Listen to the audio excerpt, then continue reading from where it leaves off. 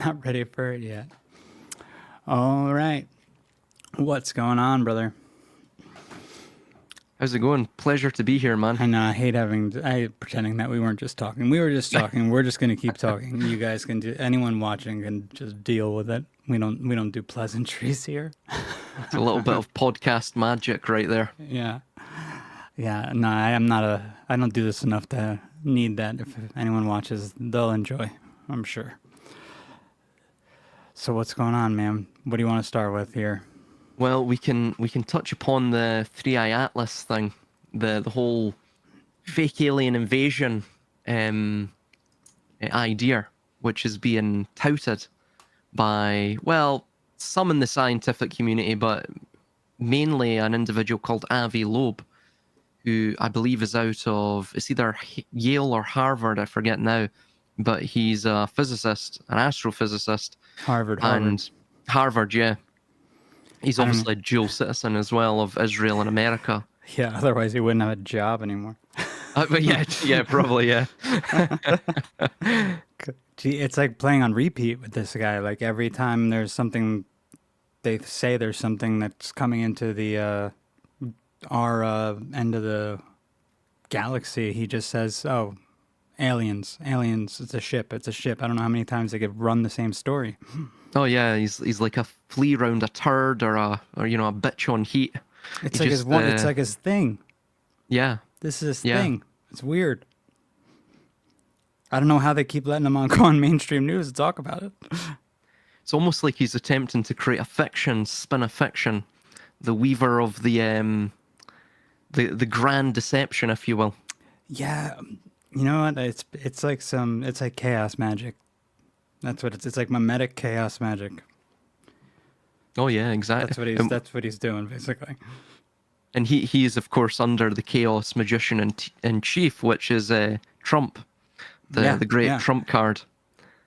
Oh yeah. Yep. Exactly.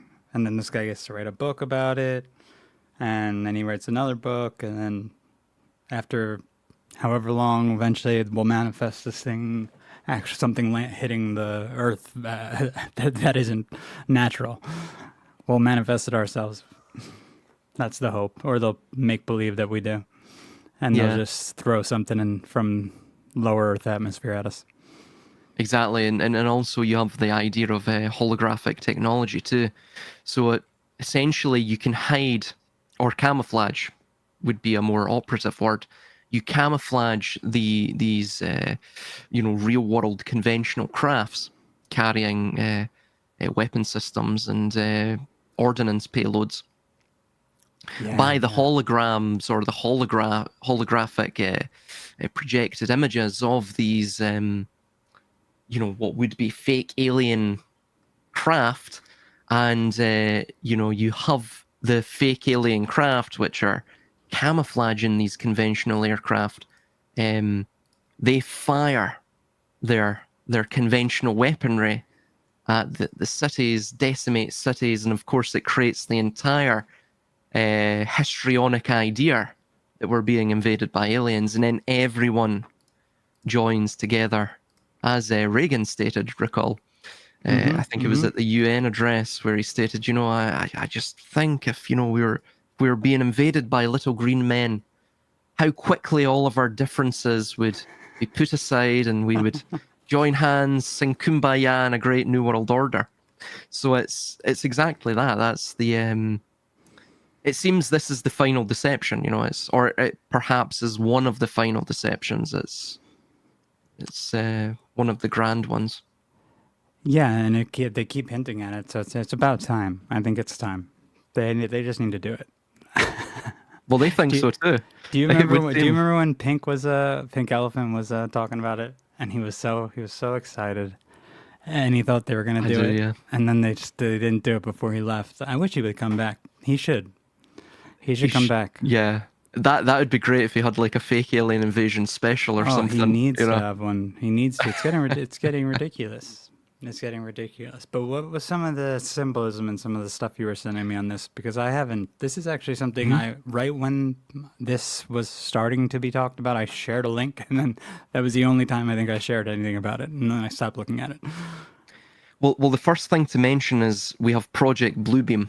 So before we get into the symbolism, we'll just we'll state that Project Bluebeam, pardon, was a U.S. military classified, of course, operation that would utilize psychological warfare techniques coupled with holographic technology to create the fictitious appearance of a fake alien invasion, in which they could utilize that for the control of both the domestic and world populations as a pretext, as a means, a fulcrum, if you will, to thus alter radically and precipitously the well, I mean the entire geopolitics of the world, and of course to for geostrategic aims, right?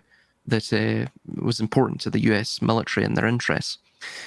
Moreover, as well, we have the CIA director Walter Smith wrote to Raymond Allen, and this has been declassified, director of the Secretive Psychological Strategy Board back in 1952. By the way, that would later morph into Michael Aquino's PSYWAR department. I forget the term now, but that is literally the precursor to that. Michael Aquino, obviously the grand priest of the Temple of Set, and a complete, well, not a do-gooder, should we say. Anyway, it states, quote, "I am today transmitting a proposal in which it is concluded that the problems associated with unidentified flying objects, UFOs, also known now as unidentified aerial phenomenon, UAPs, appear to have implications for psychological warfare as well as for intelligence and operations," unquote. So that is outrightly stating that it was controlled. And then moreover as well, let's also recall that H. Marshall Chadwell, the CIA's assistant director for scientific intelligence, wrote to director Walter Smith that same year, actually, suggesting that they investigate the extent to which the UFO phenomenon could be, quote, controlled and predicted, unquote, and, quote, used from a psychological warfare point of view, unquote. He also noted that, quote, a fair proportion of our population is mentally conditioned to the acceptance of the incredible, unquote. I mean, absolutely jaw-dropping quotes. Yeah. That's from 1952. So this has been in the works for quite some time. Yep. And Quite then some time. If you, I don't know if you remember the book. I think I've shared this with you before. What the hell is it called again? I think it's UFO Knots. UFO. I want to make sure though. Yeah, because there's a secret cipher. The secret cipher of the UFO Knots. That might be what it is, or it's a book just called the UFO Knots. I'm not. It is Secret Cipher of the UFO Knots. That's the full book by Alan Greenfield. And in the back, there's a bunch of. I think there's a conversation that takes place among occultists, and you have them mentioning Parsons and Crowley and the guy, the Ingrid Cold, I think was the entity's name they said they saw before the Mothman sightings. It was like a Men in Black sort of figure. They're talking about all this sort of stuff, and they're basically like giving out hints as to what, basically trying to get the reader to almost become a part of like this sort of wild goose chase. That's what it is. It's like an interactive sort of cipher that wants the reader to solve it and thus become like initiated into their little occult group. And I mean, we see this over and over again with them, from Roswell to, I mean, right up to the rituals that Crowley and Parsons were doing in the desert. Oh, absolutely, and even Blavatsky and even Manly P. Hall, even they didn't necessarily mention UFOs, but there was certain mention regarding, enlightened beings, which would appear. It wasn't the White Brotherhood. It was another sect of metaphysical, higher spiritual beings that would visit us during the onset of the Aquarian Age, right? So again, it's very similar to this idea of those who come from heaven down to earth, right? Yeah. And will teach us the ways of how to, actually be a good global civilization. But you even see, for example, I have several quotes here.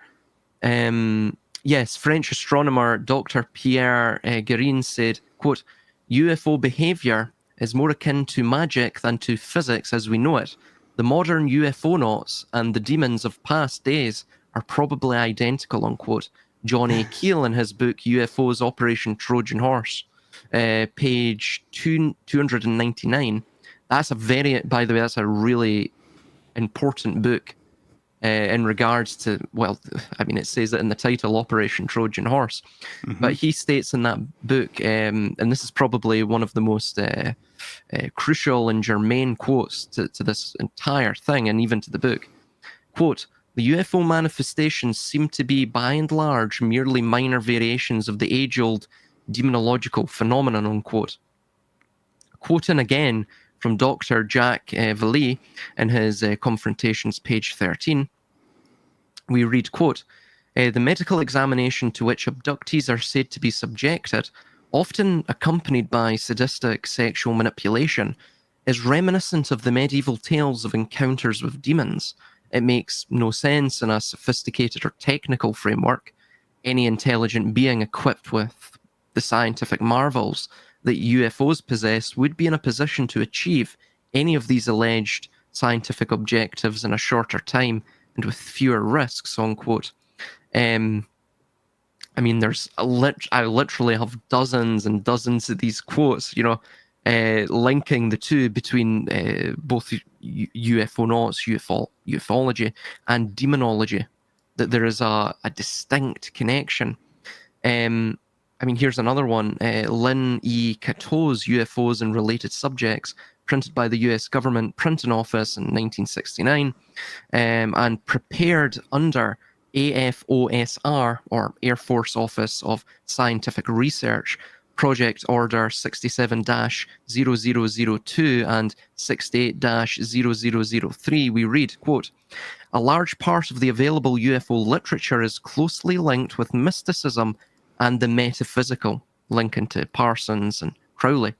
I mean, even Crowley's lamb looks like a grey alien, It deals with subjects like mental telepathy, automatic writing, and invisible entities, as well as phenomena like poltergeist manifestation and quote-unquote possession. Many of the UFO reports now being published in the popular press recount alleged incidents that are strikingly similar to demonic possession and psychic phenomena, unquote. So it's effectively what you're seeing is either this is actual, there's something metaphysical and perhaps mystical to all of this. It's a psychic phenomena. Or, of course, that the demonology of ages gone by was a weapon, a psychological weapon, a weapon of psychological warfare that was utilized. Demonic possession, which exorcism as well goes all the way back to Sumeria, that was used in a similar manner that this the ufology, the UFO hysteria is being utilized today. So absolutely, yeah, absolutely. And look right here in the back of that the Alan Greenfield book of the UFO, the secret cipher of the UFOnauts. We have Maha right there being mentioned. We have remember the Carbonari when I brought those up the one time? So we have Gandhi, the Theosophical Society, the Rite of Memphis, Mizraim, the Radical Carbonari.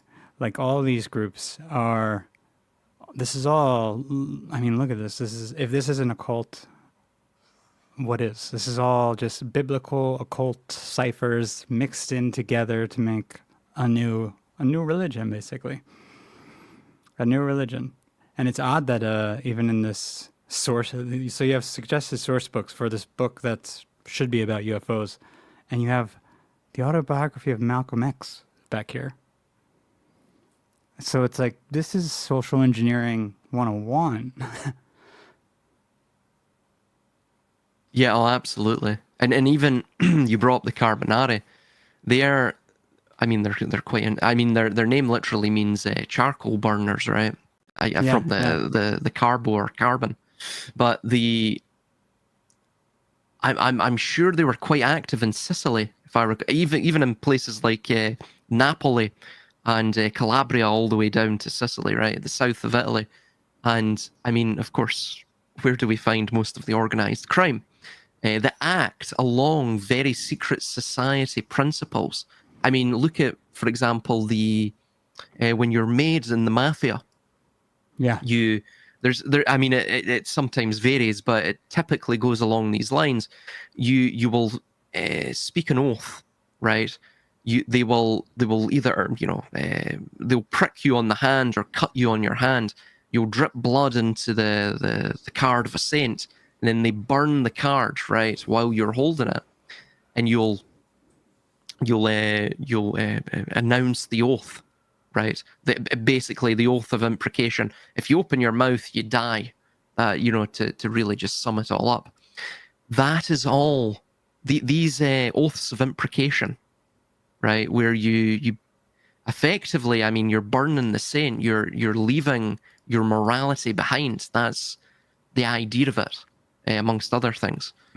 It's similar to that of masonry, all of the other initiatory rites. You become fully invested in the quote quote family, right? The secret society. So it's the Carbonari they were a covert cell. They were uh, a secret society along the same lines as all of the secret societies, backed as we read in the Book of Enoch, that of Shem Yaza, right? He who stares at the heavens, right? Who's seeking to, you know, return back to the heavens from whence he fell, right? The fallen angel, Azazel, if you will. He was the leader of the Watchers. That's another term he goes by. But Shem Yaza brought 200 angels with him, give or take, and they all struck oaths of imprecation, right? It literally curses. That's what imprecation means. Curses of death. So on pain of death, they bound themselves to the theomachy, right? This war against that of heaven, so that they would return to the place from whence they fell, and they would take their rightful place enthroned in heaven. So it's all of these little ideas, they're they find their way throughout all of history and such. Yeah, and if you notice, even in that, right in that back page in that secret cipher of the UFO Nazi, we've been mentioning Metatron. And Metatron has everything to do with this. That is what they all seek to become. Yes, absolutely. Yeah. Even the idea that you see with Metatron is the guider of that of Ezekiel within his vision, and also in other Merkaba visions. So Metatron is almost this. It is that form that is beyond the cube. It is the cube, right? It's the phenomenological reality, but it's that reality that goes even beyond, like the noumenon. It goes beyond even what we can access as human beings, right? That is it. You're totally correct. It's symbolic of that which they desire. Well, because I'd always thought that doesn't Enoch become Metatron, right? I don't recall. He may have. I would have to read the Book of Enoch again. Because I think what happens is he gets taken up by Metatron, I think, and then he eventually figures out that he becomes Metatron. And he's taking himself up to eventually become an immortal sort of I guess, angelic entity that has eternal life, and it's like this transformation of Enoch from a human into the immortal, not fallen, but it would be like an angelic being, I guess, in the way it's written. But then it gets translated later by, I guess, some of these families who do have all this sort of fallen angel worship in their history into like he gets transformed into like a fallen angel, basically. Like a lesser god that just has the same powers that a god would have. Yes, and that would, I mean, that would align with pretty much all of the heroes' journeys throughout. I mean, even for example, I'm writing about the Truman Show at present, and in the Truman Show, the true man, right, the true human, because he is the only actual non-actor, in this grand stage of Sea Haven. Which, by the way, Sea Haven is an anagram for either a heaven or heavens, right? So it's this idea that heaven is hidden inside the watery abyss of matter, right? It's similar to Enoch transforming into Metatron, or Truman transforming from that of the quasi actor, the believer of the pantomime, into, in fact, the divine himself. It's similar, of course, to Orion, right? Orion is the headless god. He starts at the silver gate of the spring, and from that drunken ignorance, he thus grows ahead, right? The mutable elements of the four, the fire, air, which are the male, and the earth and water, which are the female, they are that which obfuscates the fifth element, which is the immutable element. It is the element which is the true objective reality. It's the element which is that reality which is beyond the senses, if you will, right? Yep. It's that which is hidden beyond perception itself, right? So it's effectively, in the journey, he goes from the Silver Gate to the Golden Gate, and in the Golden Gate there is Ophiuchus, or Orion, who is tangled with time, or the serpent, and who has broken its back. The serpent can also be his own thoughts too. And Ophiuchus stands upon Scorpio. Scorpio is this, it's the idea of the mark of death. It's also the idea of being stung, right? When you're stung within the dream, you either wake up, right? Or, well, you wake up and you gain a sort of sense of lucidity. So it's similar with the Godhead. If the Godhead of Orion is dreaming, right, has involuted himself into man and matter, then when he wakes up, he realizes who he is. There's a sort of, it's like the Om, right? There's just a certain tranquility, a sort of low vibrational hum of that peaceful,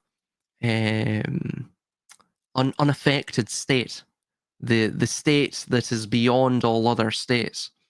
So that would make sense within the idea of Metatron and Enoch. And exactly. By the way, I just switched my mic. Am I good still? I had to change. You're perfect. All right, I had to put on the AC. It was getting too hot in here. No, don't worry, man. Don't worry. So what did Culty Talk just say? Is the reference to stung by the godfly the same idea as this? Silas? Stung by the gadfly. That rings a bell. Hold on, I'll look that up. Is that based upon the Gadfly novel by Ethel Lillian Voynich? We will wait for a response. Stung by the gadfly. Oh, a gadfly is a person who interferes with the status quo of a society or community by posing novel, potentially upsetting questions. Greek Oh, it's mythology, the Godfly is also the tormentor yeah. of Pegasus. Yeah, it's stung by the gadfly is a metaphor from Plato's Apology, where the ancient Greek philosopher Socrates compares himself to a gadfly that irritates a sluggish horse. Regarding Enoch, yes, it probably would be the same idea. Uh, in essence, it's going beyond the shadows of one's society. So it is becoming the gadfly which irritates the sluggish horse, which is the system itself. Or, it could be the civilization itself, but the civilization itself is based upon the ignorance of the pawns on the checkerboard.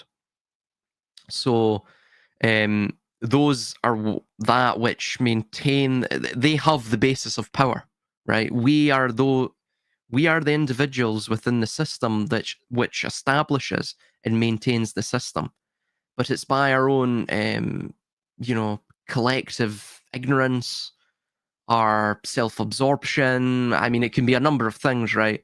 Or just some people are just completely content with their servitude. So again, they are the sluggish horse, right? That is similar to Orion being the headless dreamer. Those are the individuals which, don't unplug from the matrix. So yeah, stung by the gadfly, you're irritated into enlightenment by the uneasy questions of reality and your system and the system in which you live in. There also seems to be like a very close tie to the fall of the Tower of Babel here. With it, it's because it says the gadfly in the one myth stings Pegasus, and Bellerophon falls back to Earth when he's trying to enter heaven, enter the realm of the gods, basically. So interesting. He flies too close to the sun, essentially, and falls. Oh yes, yeah. Right. Yes, I see. Right, linking with Scorpio. Right. So the sting. Yes.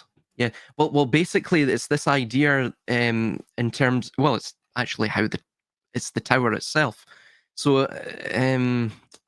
this would be better with a GIF. If you look up, Bloch's quantum sphere, which is BLOCHS, quantum sphere. Essentially, the way that you still time. There? Yeah. Hello. Can you hear me? Salus. Hello. Hello? Can you hear me? Salus, let me know if your mic is out. No, my mic's still going.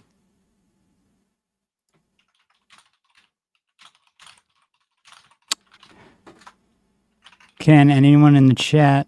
My mic is still going. Have muted your headphones. Let me see. Hello? No, it's still on. What the hell? I'm not seeing yet any activity come out of your mic, Check, Silas. 1 2 1 2 1 2 1 2. Let me mute and unmute you. You want to? Should you bounce out and come back in? Yeah, because you could hear me, right? Technical difficulties. So you could hear both of us. That's weird. All right, he'll be right back. So Jake could hear both of us as well. At the stage, Silas. Yeah, now I could hear you. That's weird. All right, that was. Everyone could. Everyone could hear both of us. That's so strange. Of course, with StreamYard, very of course. Peculiar. Of course. But, so discussing this idea of the sting. So essentially, the Scorpio as well. Think of it like this: that if we come from that singular point, the source of all potential, and then that differentiates itself, projects itself into a state of disparity, and it goes into this sort of think of it like a vertical spiral, and each layer, right, each iterative cycle, each level is getting wider and wider and wider. This is equating to its density, right? It's getting more and more and more dense until it reaches a point of its lowest potential density. That would be we could say, our world, right? It's when potential becomes fully manifested into the tangibility of matter. Then, once that, once the Godhead, the immanent essence of the God, the potential, the consciousness wakes up from its stupor of that low density world, then this idea of the scorpion or the sting of the gadfly, but more along the lines of the Scorpio, then it will sting Ophiuchus once more, who stands upon the scorpion, and the entire cycle will begin again. So it's that idea of cycles within cycles, resets and great resets. So Yep. it's that notion. Yep. But this will tie in with Three Eye Atlas as well, because basically the way that power functions is it utilizes this structure. And think of the layers of density as basically the 250-year cycle of most civilizations, right? There's greater cycles within that, right? But the 250 years of each civilization, effectively the civilization will start off as a singular energetic spark from a village or wherever it may be, a tribe. And it has a lot of potential and it cannot be contained. So these pioneers go out and start conquering things, right? But eventually, to maintain the civilization, you have to begin to create concentric layers of fiction and noble lies and pious fictions, right? To control the populace. Effectively, when you get right to the the final moribund state of that civilization, when it's a decrepit old man, essentially, it conjures the most ridiculous, abstract, and absurd fictions. I mean, as we're reading from that quote, they're primed to believe the incredible, right? Yep. It's because the populace of, for example, late stage Western civilization, they're so self-absorbed. They engage in navel gazing to such a degree that meaning they don't see the outside world. They don't understand what the hell's going on even in their environment, right? They've got the blinkers on, so to say. The lights are on, but no one's home, that idea. They don't necessarily understand the total ridiculousness of their own culture, because they have no reference point to anything else, or they're simply just so self-absorbed and snobbish that they don't actually take into account any other culture, even though they may profess that they do. Well, I mean, and we're with America, you have essentially the new world culture being created or having been a project of it the whole time. So the goal is for it to be the only culture, because it is going to be a conglomeration of all the cultures. Yeah, the grey culture for the new grey men. Mm-hmm. Yeah, absolutely.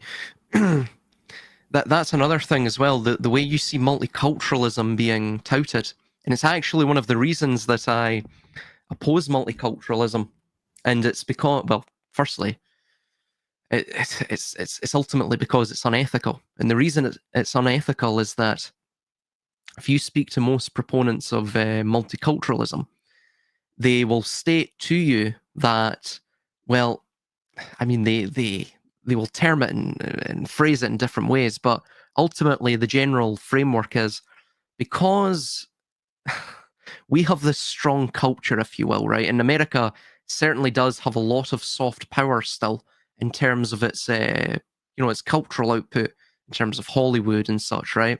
And you're right in the thick of that. Well, you're near it, so Yeah.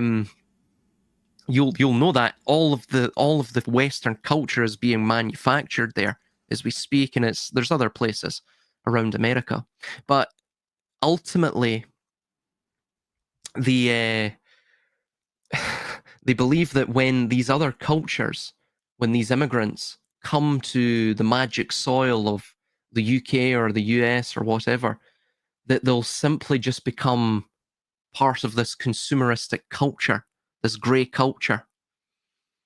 So effectively, they're wanting to assimilate and destroy their cultures, or like the Truman Show, they want to commodify, and thus by commodifying it, cheapen the very essence of their culture to turn it into like what our cultures have been turned into. For example, Scotland, haggis and iron brew, and a perennial abuse of alcoholism. Do you know what I mean? Mm-hmm, So mm-hmm. they turn everything into a dilution of what its actual profound essence is. And it's the same thing with consumerism. It does the same thing with humanity. It cheapens humanity, again, because you have to cheapen it, you have to lessen it, you have to reduce it, so that you can thus package it, and you can mass produce it, and you can commodify it. So it's this really unhealthy obsession with commerce and commodification, and it's because people are self-absorbed. They don't really see a lot of people understand there are issues, but I don't think a lot of people fully understand the dimensionality of the problems, right? Because again, it's a lot of people are just they're happy with doing their 9 to 5 grind, and then having their 2 days off to binge drink, or to whatever they may be doing over the weekend. The banality of the wage And I don't even slave. know if they're happy with it. It's almost now it's like they're miserable with it, but they don't even have a Yeah, choice. exactly. Yes, yeah. It was interesting. I was listening to an interview by a Russian soldier on the front line, Ukraine, Mm-hmm. and oh god, what's his name? Is it Patrick Lancaster? He's a journalist anyway. Sounds familiar. He's an American journalist, but he's married to a Russian woman, so he basically knows the lingo, the Russian Ukrainian lingo. And anyway, he was speaking to this Russian soldier, and he mentioned that the way that a lot of Russians were commenting in the video, and they were saying basically this is how most Russians feel about the West and America, and it's that he said the way that they act, just geopolitically, and the way that their cultures are, and even their economies, and the way that they act to their international partners or whatever, is it's almost like they're miserable. It's a culture, of miserable people, you know. Mm-hmm. And though I don't want to be a self-flagellant, I don't want to just hate on the West. I think the West has a lot of good points to it, but there is a point there, and you just reiterated that. So it's there is a point that is they're miserable with it, but they're happy with the misery of it, because the misery is all that they perhaps know, right? So it's like a form of Stockholm syndrome is taken over. Yeah, yeah. I mean, and it's like it's difficult, I think, to wrap your head around for people to wrap their head around the idea of there being an alternative. Because I mean, it's even difficult for us sometimes to come up with alternatives for the system we find ourselves in. There's no pleasure without pain, essentially. So there's always going to be a little bit of a challenge, or because if you don't have that, life becomes just as miserable, just in the opposite direction. Yes. And I mean, absolutely. that's kind of what they're going to, I think, offer people. That'll be the alternative that's presented. Get rid of your pain, get rid of your problems. Don't worry about money anymore. Just come into the meta world, the metaverse. Come into our augmented reality world. Use your digital twin. We'll load up your bank account with fake money, and just do what we need you to do a few hours a day, and the rest of the day you can play video games and pretend you're in the real world. Yeah, and you see, even the what you're hearing from Harari and such, right? Well, how do we deal with the useless class? Like what you're saying, video games and keep them spinning on their fat fannies, 24/7 on drugs. So it's Exactly. um, effectively this is what I'm stating about late stage civilization. It becomes, and I don't know if I stated it already in this conversation, but I stated it in the other conversation I was in over on truthmeets.com, and it's that we're so utterly controlled by abstractions, right? Like when you start off with village life, it's very simple, right?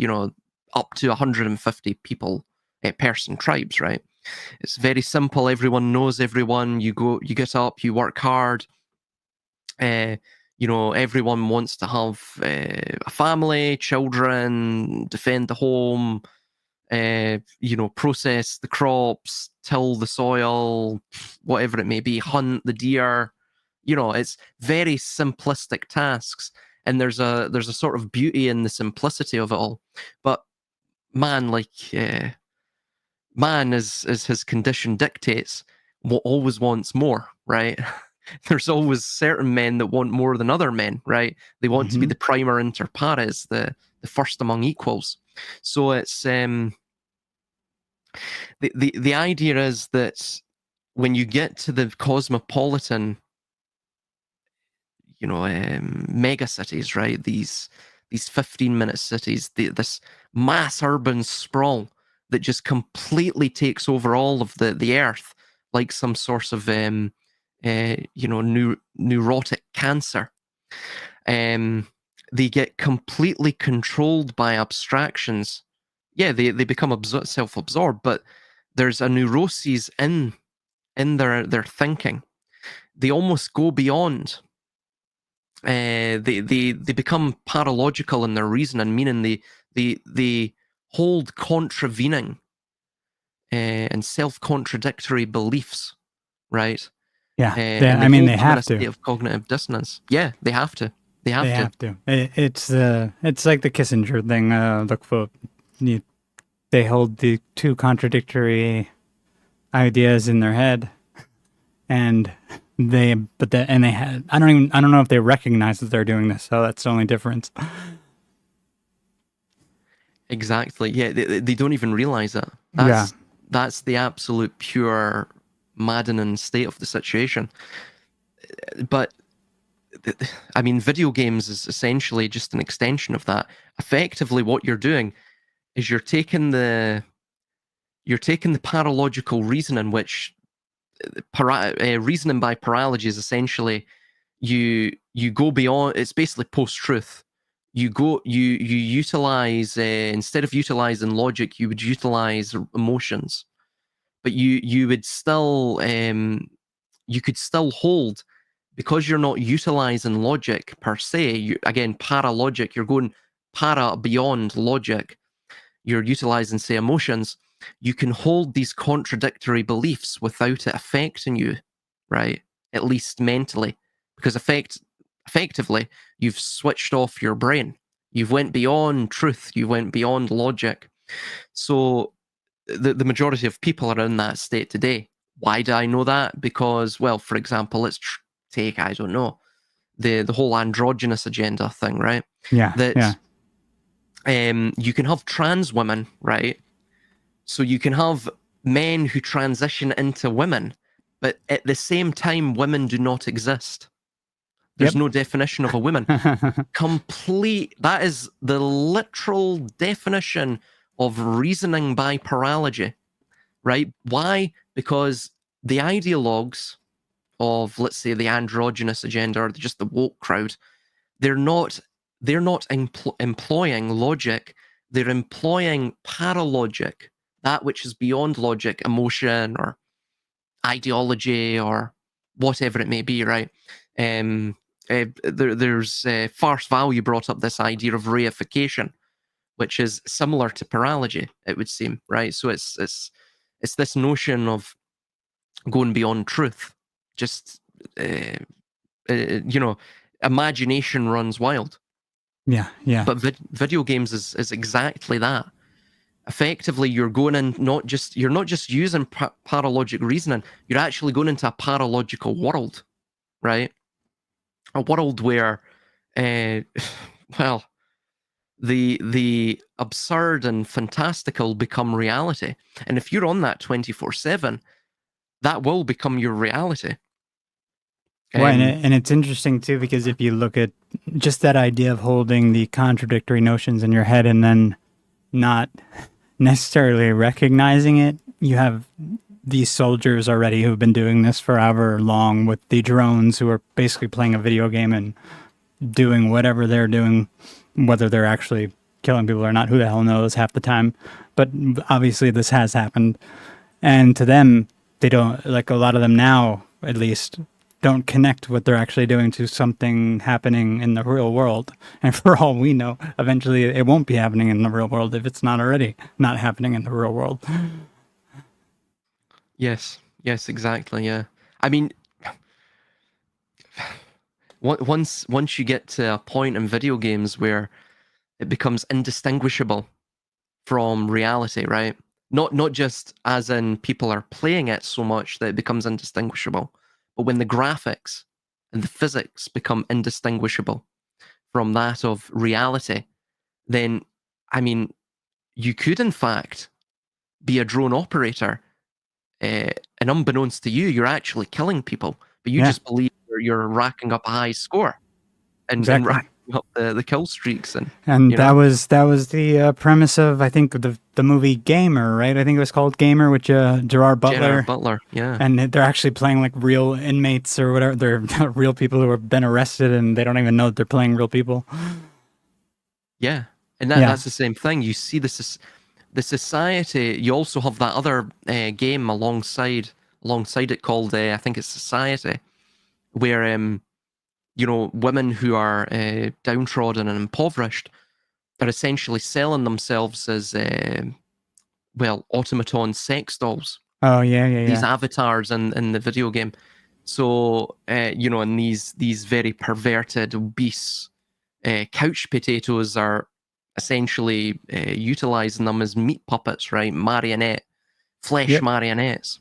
So it's effectively what you're seeing there is a society that has gone down the tubes, right? exactly. It's collapsed, but it doesn't know it's collapsed.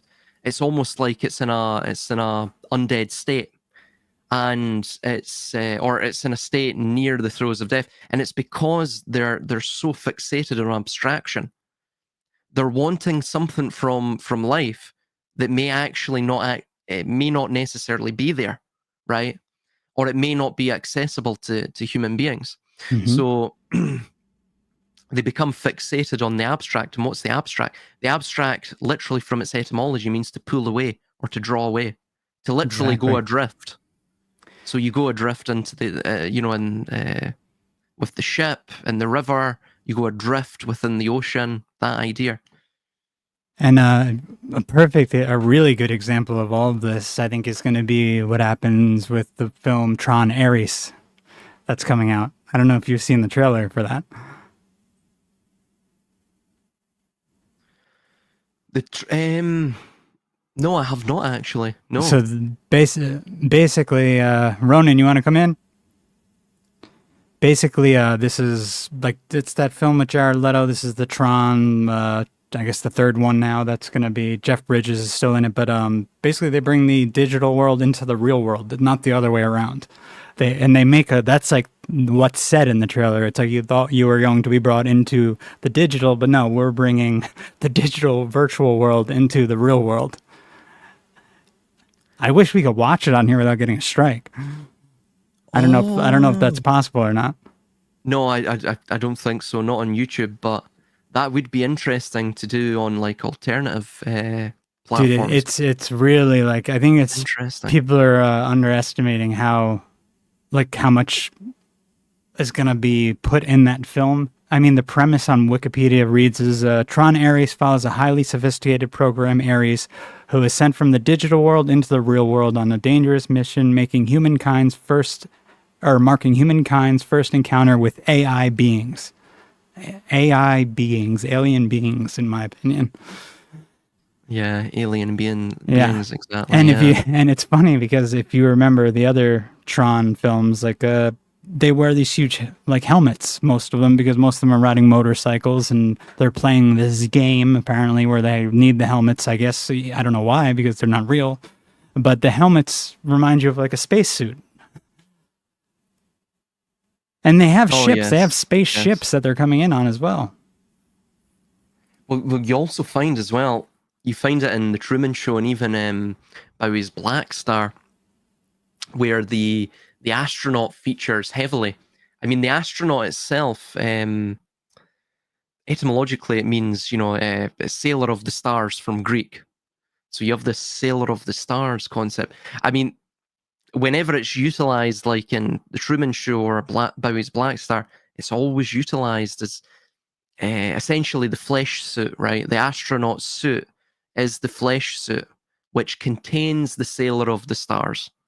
Again, the sailor of the stars, because Orion goes upon the river Eridanus, so thus he's sailing down the river, the constellate river of the stars of the Eridanus, right? In Hmm. his journey. So it's this idea too you see present there. I mean, the alien thing, even with AI. I mean, we're talking about the aliens in demonology. Elon Musk has already mentioned that with AI we're dealing with a demon, right? Yeah, yeah. I mean, they all have. Even and then Yeah, even a we had demon. his buddy Teal came out and was like saying the same thing, saying it's Antichrist, but nothing we could do about it. They all say the same thing. They Yes, know it. They know what it is. They have to. yeah, yeah. It's when you look at Harari, he actually discusses that it will become the new god. Yeah, That's very yeah. interesting. And by the way, here's another thing from the ufology crowd. This is obviously from the 20th century, but it just shows you what they were thinking in terms of all of this. And oh god, where is it? I just had it. The quote. Here we go. Um, the ufology religion is with no, sorry, hold on. Yeah.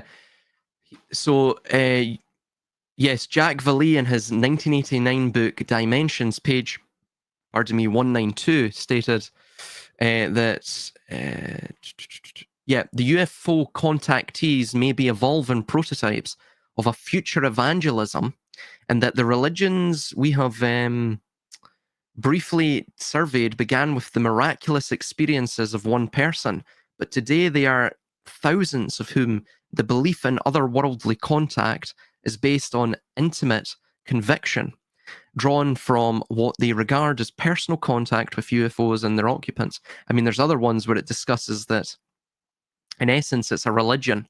There's a new religion being created here. Here's one in Missler and Eastman's Alien Abductions, page 108 to 109. We read, I'll just synthesize this. Yes, these messages can include, in some cases, overt religious messages are given to abductees. These messages can include the notion that all aliens are our creators, that they are trying to advance our evolution through these breeding experiments, and that mankind must unify with their assistance into a system of global governance and religion in order to survive the future cataclysms or geophysical events.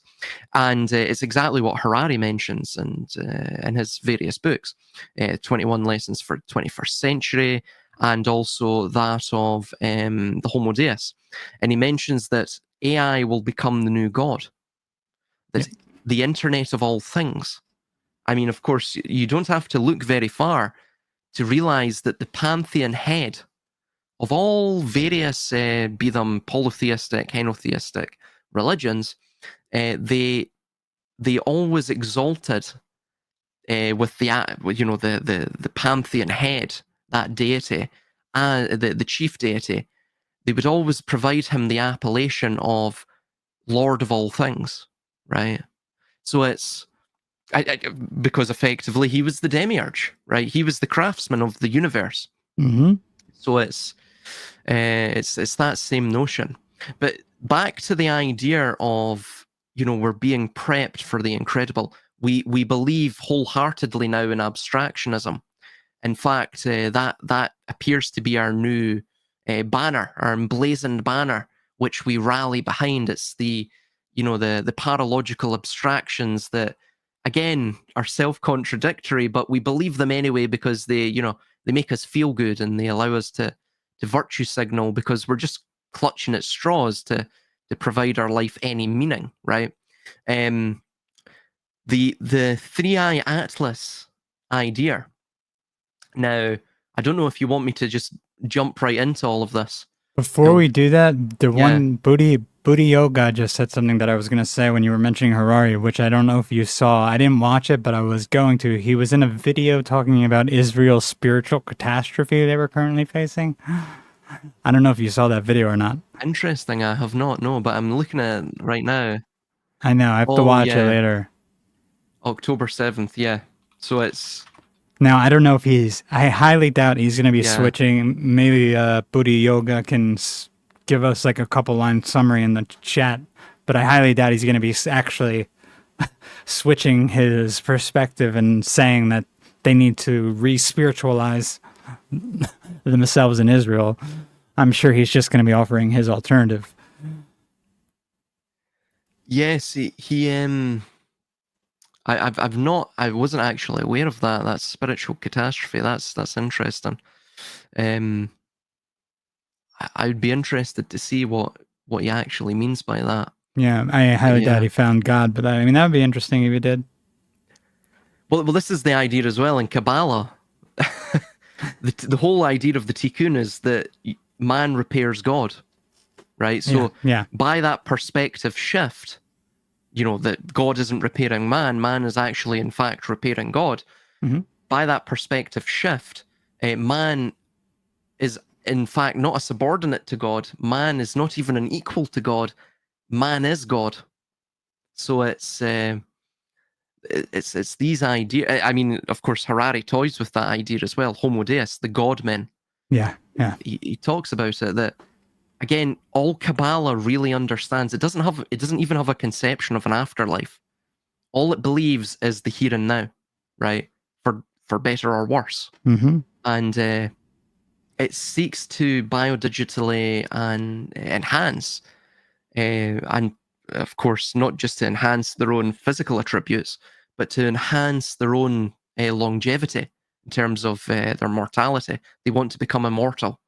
That's the idea he also expresses as well. So they become the new God, right? And anyone who controls the oracular machines of AI, right, which will inevitably be that machine which we outsource our thinking to, by and large,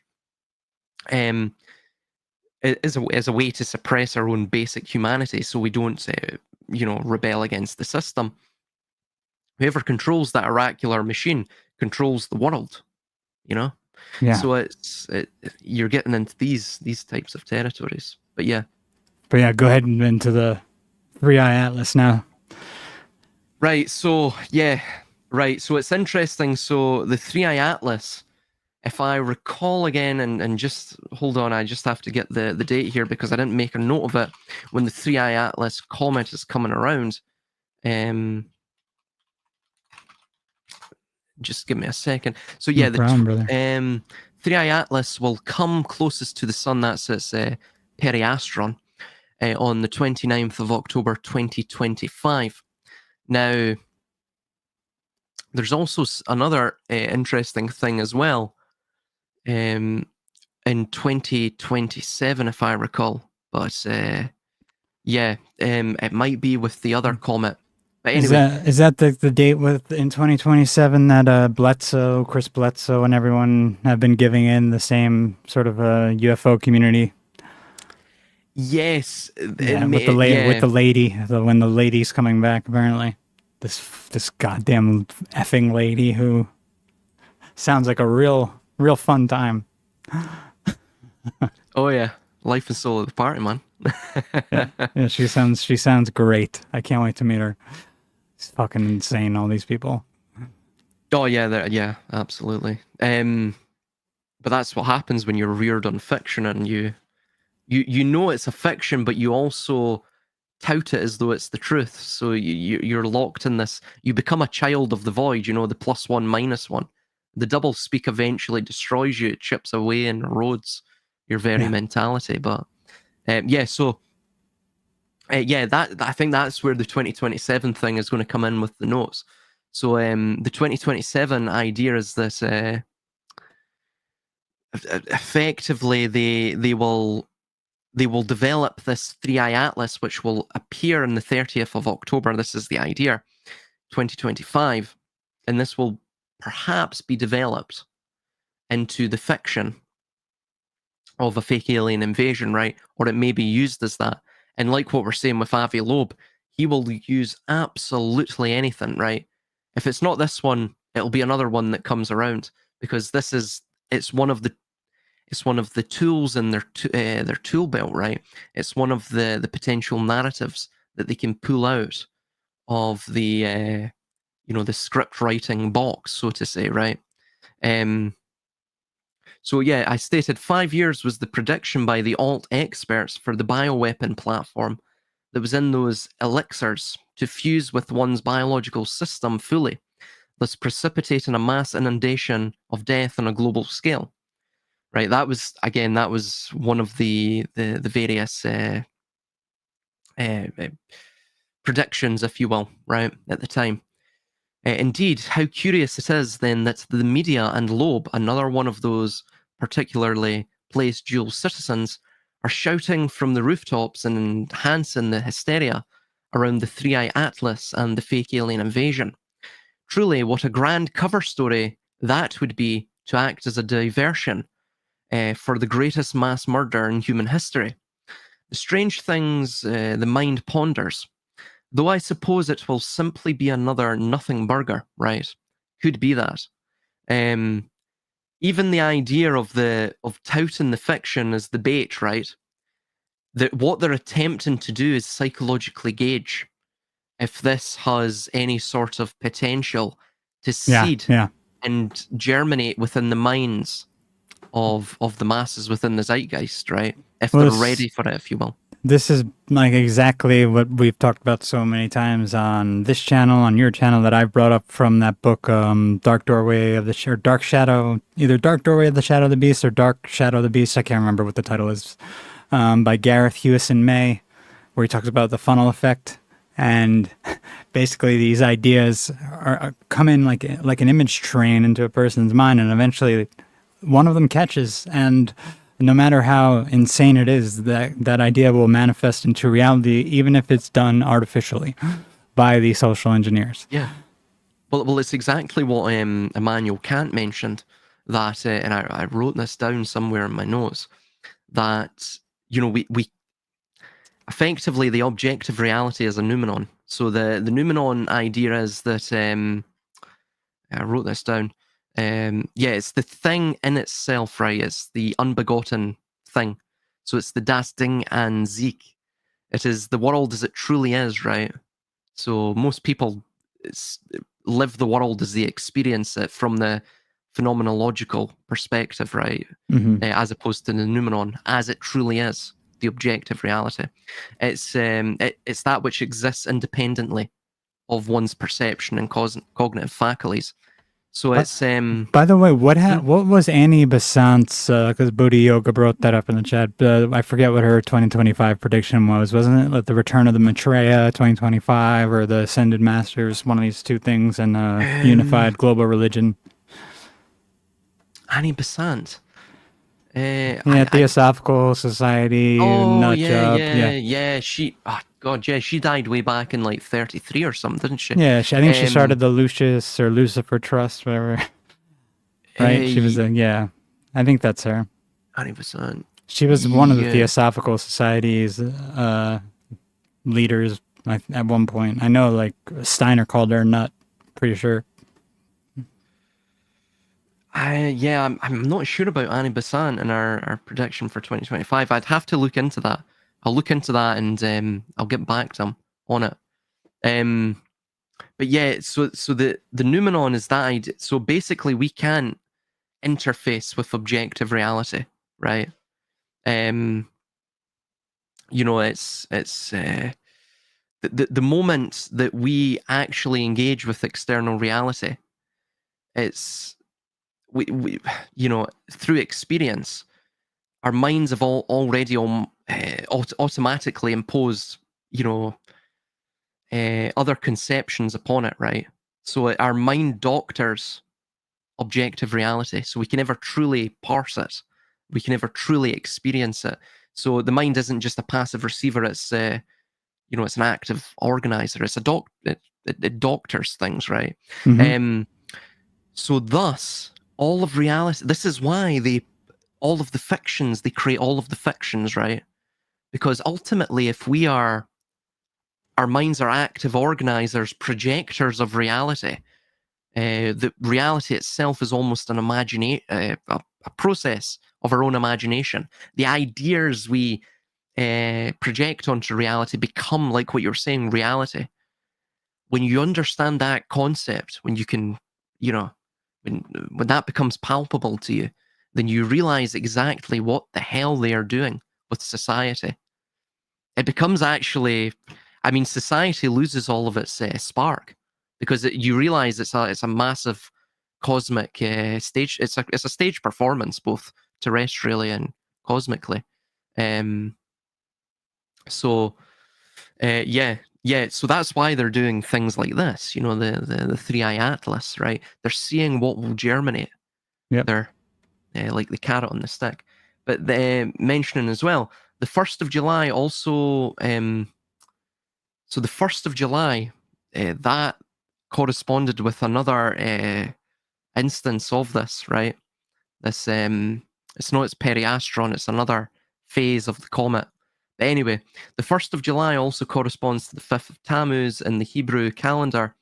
It's a Tuesday, and it marks the day of Ezekiel's vision of the chariot. Interestingly, right? Yeah, So of course. After we just mentioned Metatron and everything like that.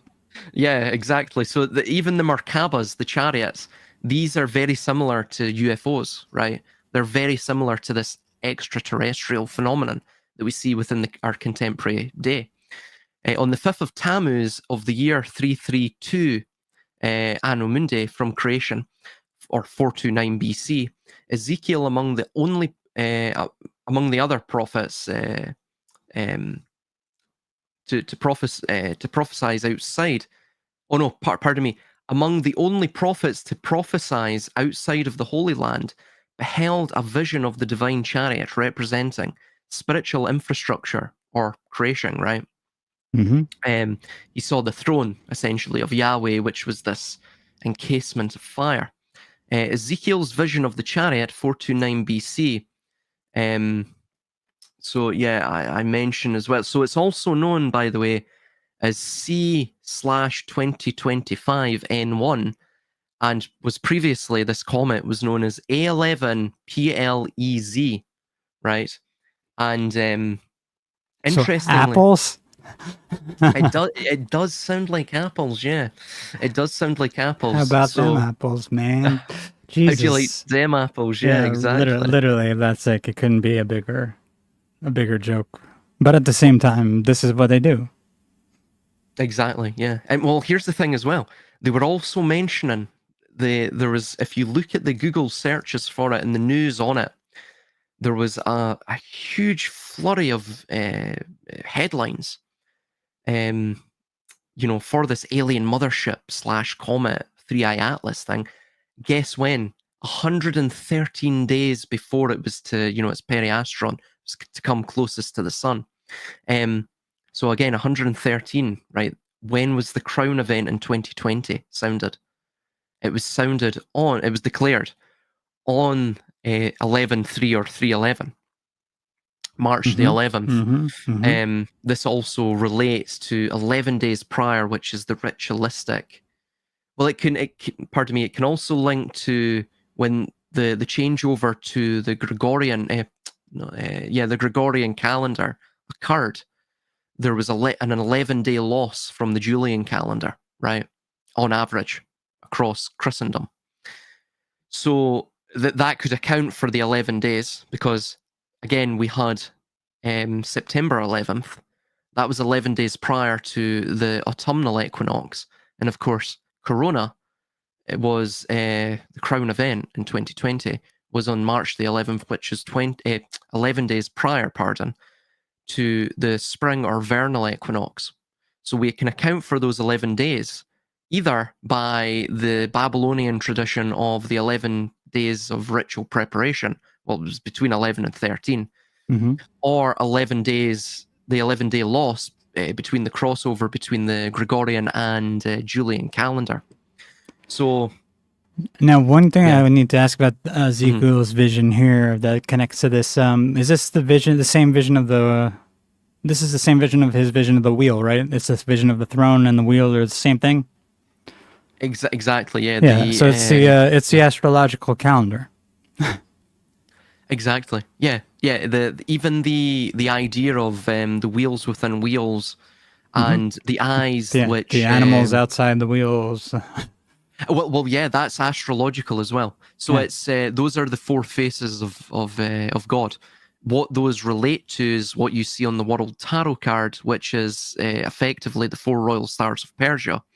And the four royal stars of Persia are, and I'll give the constellations as well. So you have, we'll begin with the man. So the face of the man is Aquarius, or the constellation is Pisces Austrinus, which is the southern fish. That relates to the royal star of Fomalhaut. And then we go right to that of the eagle or the scorpion. And that is, of course, the constellation Scorpio, that of Antares. Quite literally, by the way, Antares, we're talking about Tron Ares, or Ares. Mm-hmm. Antares is actually literally means against Ares or against war, right? Yep. Interestingly. And then we go down to that of Leo Regulus, the lion, and to the left, which is the bull, Taurus. By the way, Truman drove, I don't know if people picked up on this in the movie, he drove a Ford Taurus, right? I mean, you literally couldn't make this up. There's more to his license plate as well, but he drove a Ford Taurus, right? The Taurus is obviously the symbol of the earth. And you have to remember, like Mithras, you have to sacrifice the earth to thus be reborn as the man. It's Yep. all this. And we were just looking at the, I think they're talking about the rite of Mithras, and they're doing Mithraean rites in the UFOnauts book. The secret cipher of the UFOnauts. They're talking about like Memphis of Mizraim and rites of Mithras. Yeah, this is all over the place. Yeah, there you go. So it's the same thing. A lot of it ties in with the mystery religions, and it's basically based upon a lot of these prophetic and religious visions, ecstatic visions. And yeah, so Taurus is obviously Aldebaran. If you align all of those, again, this is where the World Tarot card comes in. If you align all of those four royal stars, they come to both the constellation of Cassiopeia, which means she who is of the throne. It's this idea of biannually, she literally like an hourglass will flip around. You know, again, Ezekiel's vision, who was on the throne, right? This thing which is chained to the throne, which is the will, which is the fire of the will, the primal fire. It's chained to the throne, and it flips 180 like an hourglass, resetting itself within the cycles. That's what this Ezekiel's vision means. And then, moreover, as well, the wheels within wheels, which you have that of the eyes that dot around the wheels. That is effectively what that's conveying in a purely symbolic sense, is that all of time is wheels within wheels, densities within densities, loops within loops. It's the same idea as the Olympic symbol, by the way. Well, simulacrum within simulacrum, like the book in The Matrix, yeah. And what ties it all together is the perception. If you look through the zoetrope, which quite literally means from Greek, the wheel of life, which is a very early pre-film animation technology, it's like the Stairway to Heaven lyric, right? There's two, as Robert Plant states in that Stairway to Heaven, very eerie song, right? Mhm. But anyway, he mentions that there's two roads you can go down, but in the long run, it's not too late to change the road you're on. What does he mean by that? Well, it's the same thing that he mentions later on in the song. You know, every word has two meanings, right? And effectively, it's this idea of the fool's journey. It doesn't really matter what path you go down. You can go clockwise or anti-clockwise round the clock, round the wheel, pardon. But ultimately, it's like the zoetrope. The only, effectively, you're either experiencing the illusion of the zoetrope, its animate illusion, clockwise or anti-clockwise, but ultimately you're experiencing the same illusion. The only way to extricate yourself from the illusion, right, is to basically take your perception away from it, to take your focus away from it, or of course to raise your vantage point of perception, so you understand that in fact you're not looking through the slits of the zoetrope. You understand that it's all just a grand cyclical illusion, right? Hence the Um, Stairway to Heaven. Hence the Stairway to Heaven, right? The Stairway to Heaven is to gain that vantage point. Yeah. Again, the fatal slope. And this is the tracing board, Masonic tracing board, and the ladder on the tracing board.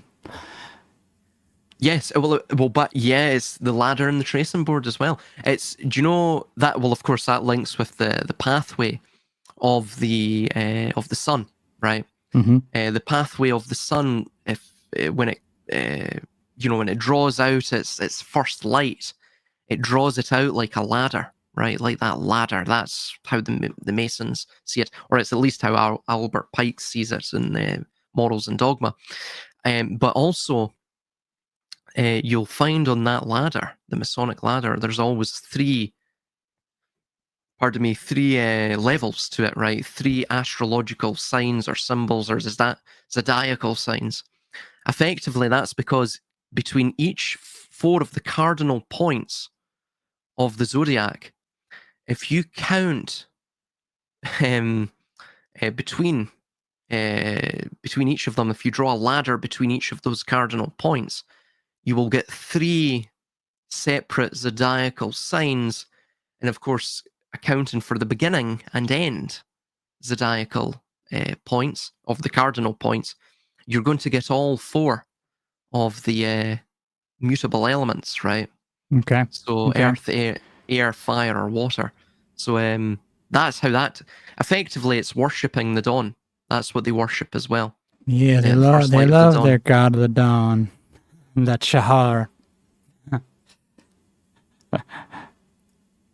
I was surprised I found that the other day, Shahar, yeah, Shahar, which yeah. seems to separate it. It separates itself, at least in some of their occulted religions, from the evening star. It's not the same thing to some of them. It becomes something different. You have the son of the dawns, and then you have the evening star, which would be Venus, which would likely be feminine, I'm guessing, to them. Yeah, well, the way they see it, they see Venus as both the morning and evening star. Yeah, so it's interesting. Jump in, man. Sorry. I was just going to say, in Son of the Dawn, and it seems like in some of these interpretations, doesn't even have anything to do with that. It's like a totally separate entity. Yes. Well, the if you look at, for example, oh God, what's I think it was either Rabbi Cordovera, who was a Kabbalist, Cordoveran Kabbalah, and also his contemporary at the time, Isaac Luria. It was either one or the two. I forget who mentioned it now in their commentaries, but it's interesting because you have Shahar, who is dawn. It literally means dawn or daybreak in Hebrew, but you also have Shilim, right?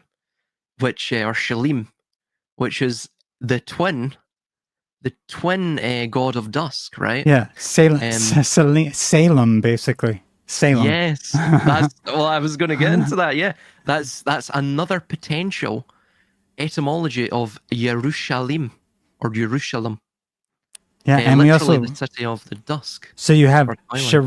Sharus Salim, like you just said, and we have Shehar, also another place in Israel. So these are two also cities in Israel. Yes, yes. And that twin aspect also ties in with Gemini. Effectively, what it is that man is both.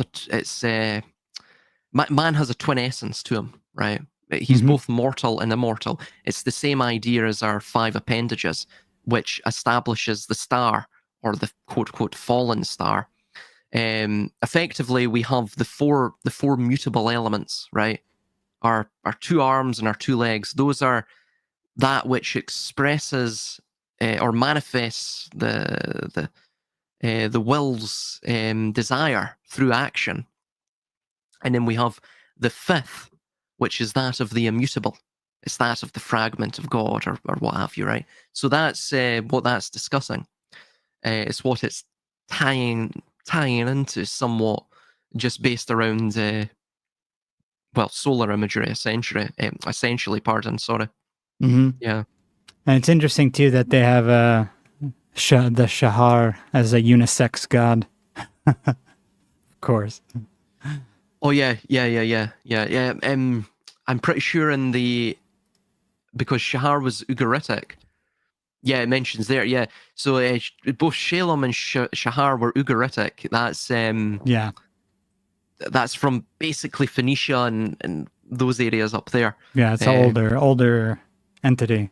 exactly, and he was always depicted, I believe, as hermaphroditic as well. This There was is interesting. yeah, yes, yeah. Yeah. By the way, that also appears in the Old Testament. If you read, of course, it gets translated differently, but it mentions that in the Old Testament, obviously the King James version, that Yahweh is as radiant as the sun. Yahweh is the radiant sun, right? And it also mentions at the same time that Yahweh is in fact his hiding place is the darkness, and he finds solace within the darkness, which is his canopy, right?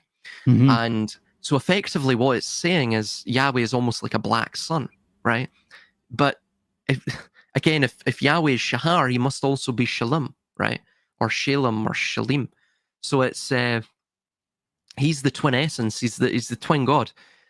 Basically, when you boil it down, when you really get deeply into Kabbalistic metaphysics, ultimately we are the demiurge. We are Yahweh. In fact, Yahweh is the Yod He Vah He. He's the God of this world. The God of this world because, well, effectively, he's the four elements, right?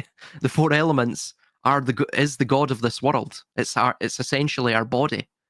It's literally the expression of action, pardon me, it's the expression of our will through action, right? Hmm. So Hmm. it's fundamentally that's. And by the way, if you take Yod He Vah He and you actually flip it, stack it vertically, it creates the human being. So it's Yeah. Yeah. it's unfortunately a lot of what Christians have to understand, both people who are Jewish adherents and Muslim adherents, is that when you start to look at the architecture and the architects of the revealed religions of Abrahamism, both Christianity, Judaism, and Islam, ultimately in the Zohar, as we see, they have a secret of the faith, right? There's a secret of the faith of all revealed religions. Behind them is a priest class who have their own interpretation of the religion, of the myths, um, of the parables, whatever it may be, the analogies, whatever it may be, uh, which encompass and allow them to hide with more resolutely to hide this truth from the laity, right? That's so you will always, if you have a revealed religion, you will always have a mystery religion that birthed it, because the priest class is that which constitutes both the mystery religion, and they are the architects of the revealed religion, which is effectively the dumbed down version for the laity. Exactly. And here we have, like you were saying, if Yahweh is one, he's also the other. I mean, the lady, Asherah, which is an aspect of Yahweh, it becomes Ishtar, it becomes Yep. Astarte, and I mean, we were just talking about the lady before, who they keep saying all these UFO, instead of UFO knots, we should call them UFO nuts, keep saying this is the entity that's going to come in 2027 that they worship. And it's interesting how the Semitic root of this name, whole, safe, sound, peace, safety, security. It's like it's literally like describing how they take more and more freedom from everyone through the, what should I say, the illusion of safety and security. Yes. Absolutely. Yeah.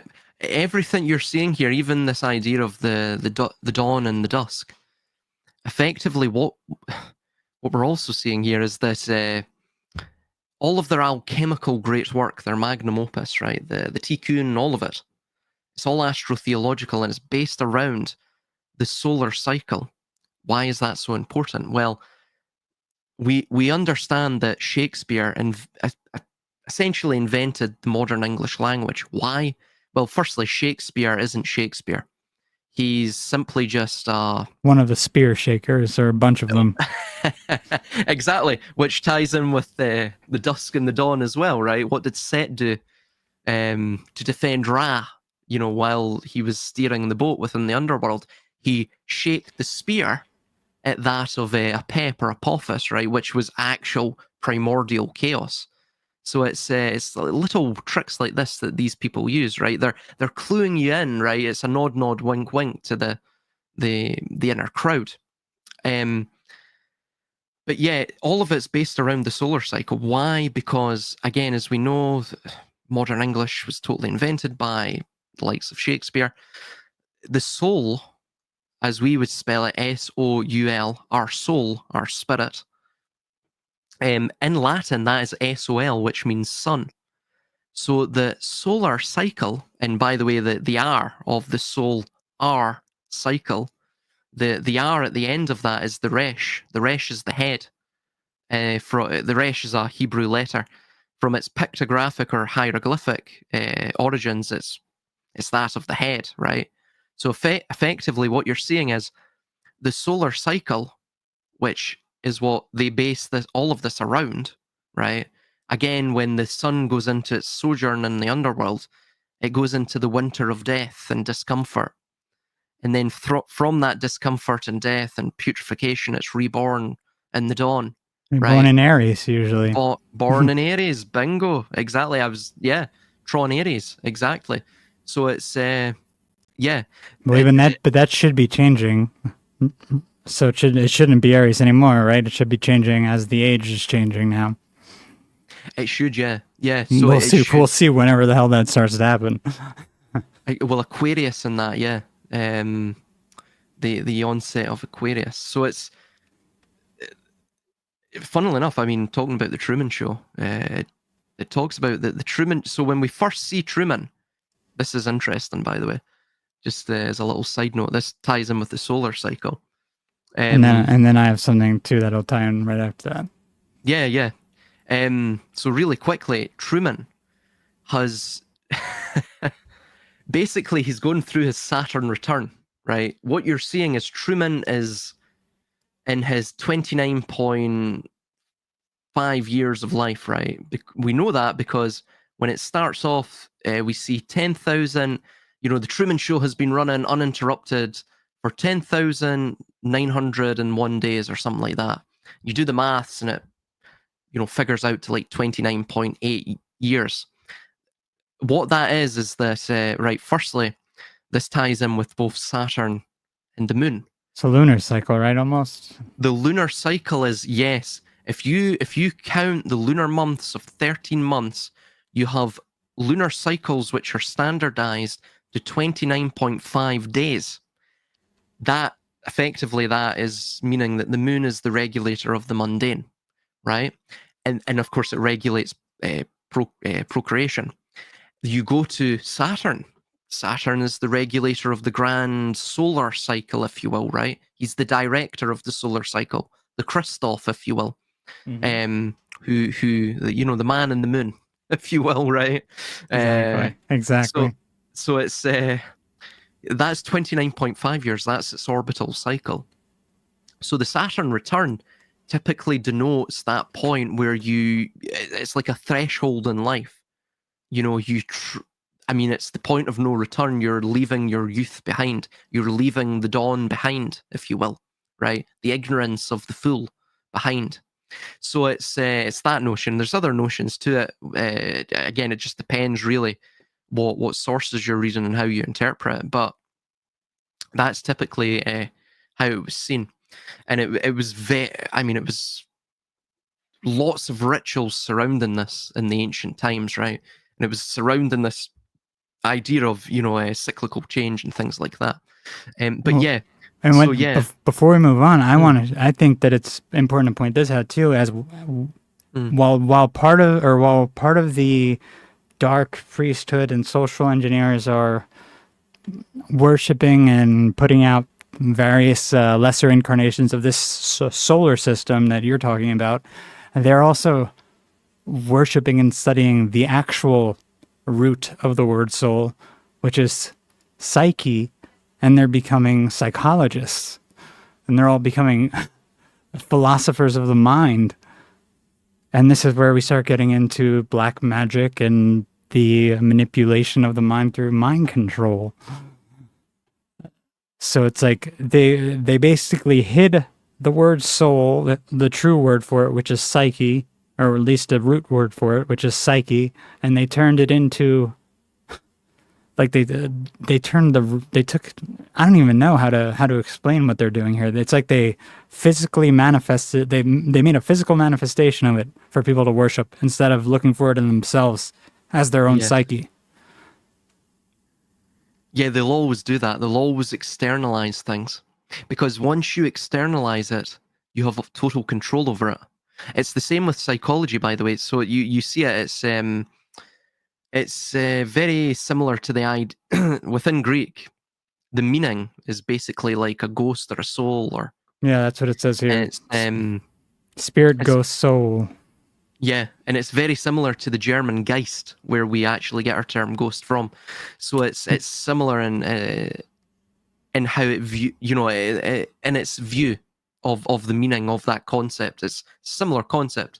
So it's and in Latin it's also the noumena, but or anima. And ultimately what you're seeing with that is, if what they're attempting to do is externalize the ghost in the machine, right? And I think they realized they couldn't externalize that. They couldn't thus control it, materialize it. So it's like what all material systems will do. And I mean, all systems of power are material, because power can only exert itself on the material plane. Thus, everything must become contorted to materialism itself for that reason.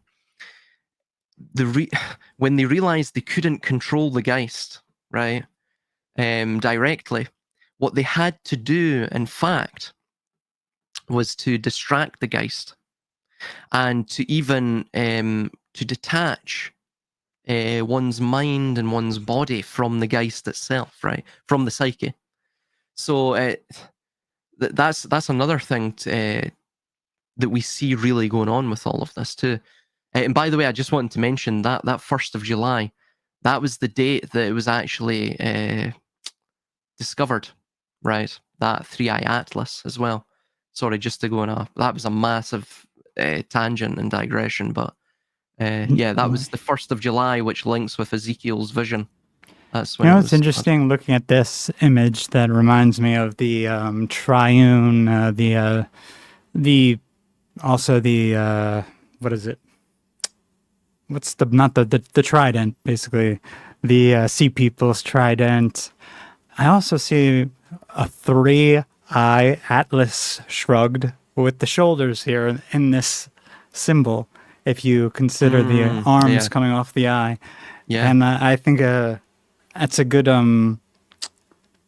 it's a good example of how a lot of this can be just seen as a metaphorical projection of psychological manipulation yeah. by these Well, people who have studied this forever. well, that itself is actually the psi letter. So the psi Yeah, letter yeah, in Greek is well, it's effectively it's a loan letter. It's a loaned letter from the Phoenician alphabet, which becomes the Shin letter. yep. So the Shin is the penultimate letter, and this, of course, the letter preceding that is that of the Tav letter. That's quite important as well. But the Shin letter, if you look at a bird's eye view of Dealey Plaza, if you look at First Kings, pardon me, Second Kings 21:7 as well. Anyone out there, turn your Bibles to this page. This. Are you looking for this? That's the one. Yeah, you'll see it's the psi letter. It's the same idea. Oh, And there we are. There we are, right here. yeah, and you'll notice the diacritic mark. There's basically, if the diacritic mark is in the mid left of that column, it becomes a sin, and if it's at the mid, if it's at the top left, it's a shin. But that's exactly where the sniper's nest was, Oswald. So it's the shin. If the dot is there, it becomes the shin. Why is that important? Well, that links, of course, with the Sumerian word for the moon, which you see in Yes. Mount Sinai or Sinai, literally the mount of the moon station, or the moon station itself. Well, also synagogue. I mean, Jesus Christ, these people were worshiping the moon or sin Yep, yep, for a very long time.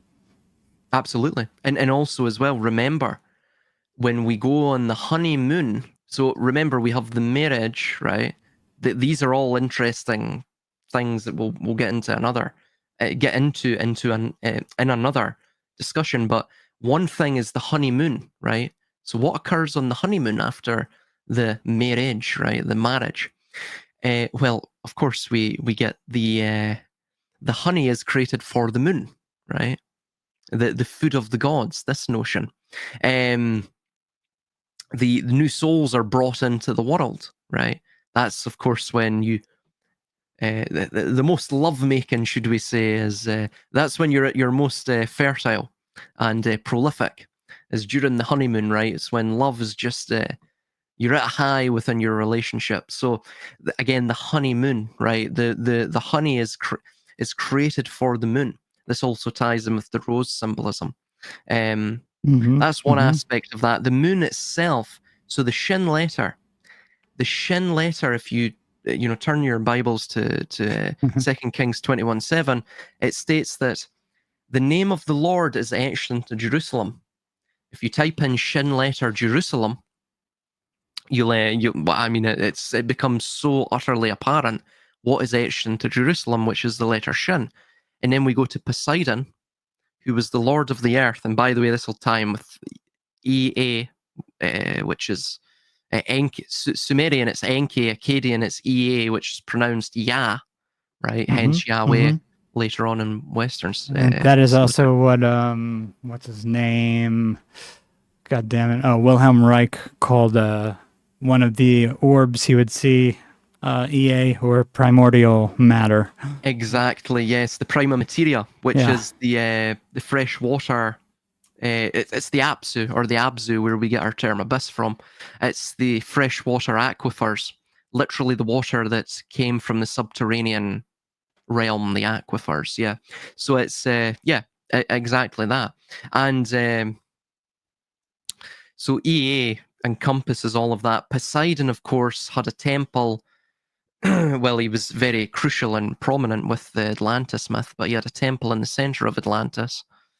Poseidon in Attic Greek literally means Lord of the Earth. So does Enki in Sumerian, Lord of the Earth. Ea or Yam probably means power. It may mean, there's a whole host of potential Yeah, interpretations of the when Reich was using it, it was like there were two things. It was like a what's the word? It was an acronym for something else, like with two different words that I can't even remember what the hell they were at this point. And then he also called it, I think, primordial matter or the prima materia. Yeah, and that also ties in as well with the E and the A. Mhm. So the E literally means which in Sumerian and somewhat Akkadian as well, is that of house or temple, or even it could even be relating to a god, right? And the A, is it was shown as the cuneiform, which almost looked like an upward facing triangle. This is where we get the phallus symbol from in the hexagram. It's it was that of literal, it was seen as falling rain, like precipitation, like water dripping down. So that's again EA. So literally the house of, or the body, or the god of the primordial waters. The prima materia is another idea. So yeah, he was also tied with the trident, and then Shiva was tied with the Trishula, which is the trident as well. This W shape. Oh yeah, yeah. And sorry to cut you off. I mean, I don't want to do that. If you want to keep going, my bad. I just had one little comment to make about the sin letter. Oh, jump in, man. Jump in. Or the shin, I should say. The position in the alphabet being 21 is interesting because that, if you think of September 21st, that's about the time of the time of Set. It would be the time of the what am I looking for? Not the which equinox are we going for? Why am I'm drawing a blank here. Well, the 21st is typically on all. Well, the 22nd is typically when all equinoxes occur on every month. Not equinoxes. March and around. Solstices. You have around March 31st. You have the beginning of the calendar for some reason. Is it just maybe because it's the start of the winters, and March 31st is the start of the spring? This would have been like in the old calendar, like why the calendars were supposedly starting in Nisan or March, and then once you got to September 21st, you start the fall. Like you basically the fall underneath the wheel into the darker, colder months. Yeah, I'm going to say yes. I'm trying to figure out what the hell it's called. I'm drawing a blank on what the hell the date's actually called. Oh, are you talking about the Hebrew month? No, because the Shin was the 21st letter, and I know September 21st is around this time of year. That it's the autumnal equinox. There you go. Yes. There you go. Yeah. So it's well, the autumnal equinox, like what So you have the spring equinox in March, and then the autumnal equinox is usually around September 21st. And it's just interesting that the Shin letter is the 21st letter. Well, yeah. Well, that also as well. Remember, so all the solstices. So for example, the summer solstice occurs on the 22nd of June. It can occur on the 23rd, depending on your time zone, but typically it's between the 21st and 23rd. But on average, it's the 22nd of the month. Yeah. It goes back a little bit back and forth. Forth. And again, it depends upon your time zone as well.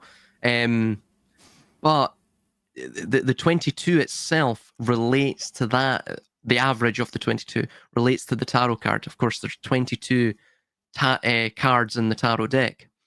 The 21, remember. So remember, there's 22 Hebrew letters too.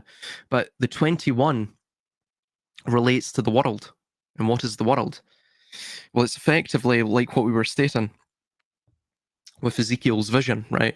It's the four faces of God, which are the four seasons, which are the four major zodiacal world ages in each major processional cycle as well.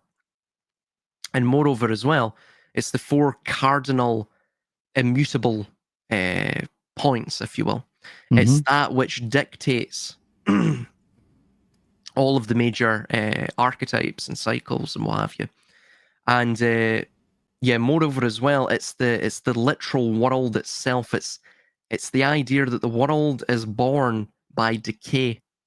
This is a very important, salient, and crucial thing to understand for people when you're looking into Kabbalah is that the Kabbalah sees the agent of time.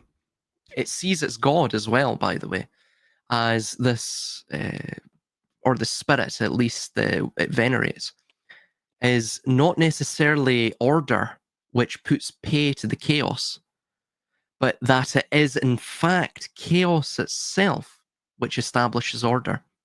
Complete inversion, total inversion. Oh, You know, listen to this too. that's the world. Do you remember that band Earth, Wind, and Fire?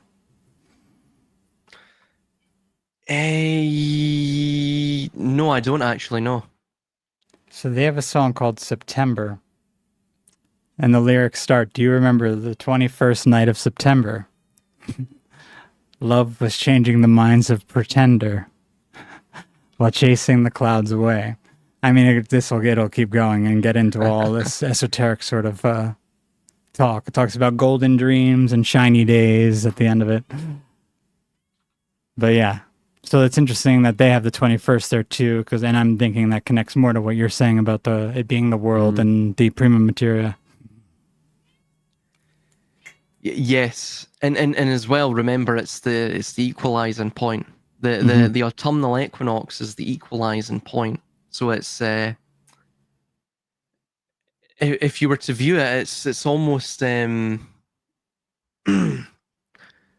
might be recalling this incorrectly, so don't quote me on this, but the autumnal equinox is linked with Libra. So it's linked with this idea of Malkuth, the Shekinah, right? Which is which is the world, and it's contained within the world. By the way, that's taken directly from Sumerian mythology and Akkadian mythology, because you had, instead of the Shekinah, you had Ninhursag, who was quite literally the world itself, the earth itself, which is exactly what the Shekinah is, or the Nukva, two interchangeable terms, and that of Kabbalah, right? There's slight differences between the Shekinah and Nukva, but it's negligible conceptually. And so that is the autumnal equinox. That, again, like what you're stating, that's when the sun is traveling through the twilight, or it's about to go into twilight, right? And then that of the spring or vernal equinox is that of Zeranpin or Keter or the crown. It's that of the dawn. And we were even talking about, well, I'll get into Atlas as well. Yeah. 3-eye Atlas and that. So the 3-eye is actually the 3 states of the Ein Sof, but we'll get into that a bit later on. So the name Atlas is the most significant element evoking deep mythological and cosmic themes. In mythology, in Greek mythology, Atlas was a titan condemned by Zeus to hold up the celestial spheres for eternity. This is also similar, by the way, to Sisyphus and Prometheus, which effectively reflect what we abide within, right? This sort of absurdity of reality. Yes, Sisyphus especially. Oh yeah, absolutely. And another one is Ixion. He was in Hades, and he was racked upon the wheel, and the wheel was spinning eternally, and he could never escape. Same idea. He is a symbol of immense burden, cosmic responsibility, and the support of the heavens. A comet named after him, especially an interstellar one, suggests it's a celestial messenger carrying a profound, perhaps burdensome, cosmic truth from beyond the solar system. The comet could be seen as the physical manifestation of this cosmic load, or a signifier of a coming shift in the celestial order, reflecting, or of course the terrestrial order, reflecting Atlas's eternal struggle. Again, the eternal struggle, like the agent of time, right? Like the 21st world card of the tarot deck, the world card, which is quite literally Cassiopeia and the serpent itself, which is another, the Draco constellation, Thuban, which was a previous pole star. That is literally time, right? It wraps around the Cassiopeia, the female at the center of the world, who's trapped.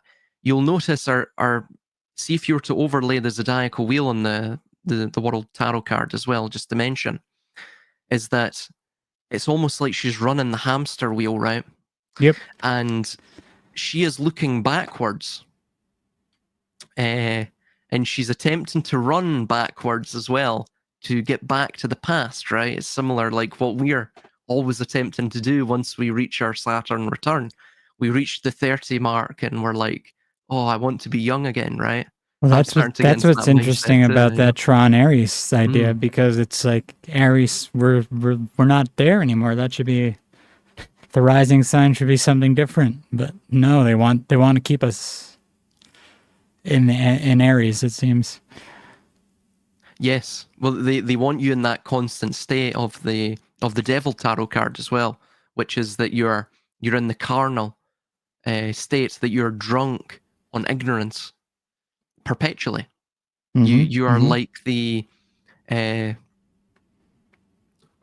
you know, you're like an automaton, essentially an automaton of revelry, and you just enjoy the revelry. You enjoy the monotony of forgetfulness, essentially, of mindlessness, like the Lotus Eaters from that of Homer's The Odyssey. Yes. So Yes. it's effectively that. That's what you're seeing in the World Tarot. She's looking back. She's trying to run to get to the back to the past, right? And because, again, this is how Saturn controls us as well. It controls us through time, right? And the time is not necessarily something we necessarily understand or we necessarily view in the present or in the future. Time is something wholly of the past. That's when it becomes tangible as a concept to us, right? So we're always chasing the past, or she at least is. But by chasing the past, by her running backwards, she's in fact producing the opposite motion within the wheel. The wheel is in fact moving clockwise, right? So she's attempting to run anti-clockwise, but in fact, the wheel is running clockwise. This is by the way, this is seen within the magical systems as the diurnal and nocturnal, the two differences between those two, like what we were stating with the dawn and the dusk. Or even the Shekinah and the Zeranpin, the autumnal equinox and the vernal equinox, the dawn, the dusk, same idea. Effectively, one is that of chaos. The anti-clockwise is the nocturnal. It literally is, it's chaos, it's destruction. And and the chaos and destruction is that which actually propels forth the creative destruction idea of Kabbalah. It propels forth the clockwise motion of the zodiacal wheel. I mean, these are really pretty trippy concepts when you boil them down. And effectively, what it's discussing is how to control time itself, how to control the cycles, and how the cycles are. And it's speaking about these things in illustrative, symbolic, in an illustrative, symbolic language. But yeah, it states, quote, "The name Atlas doesn't just describe the event. It becomes the symbolic burden placed upon the world's leaders. The PSYOP would be framed as a global crisis that requires a unified, unprecedented response.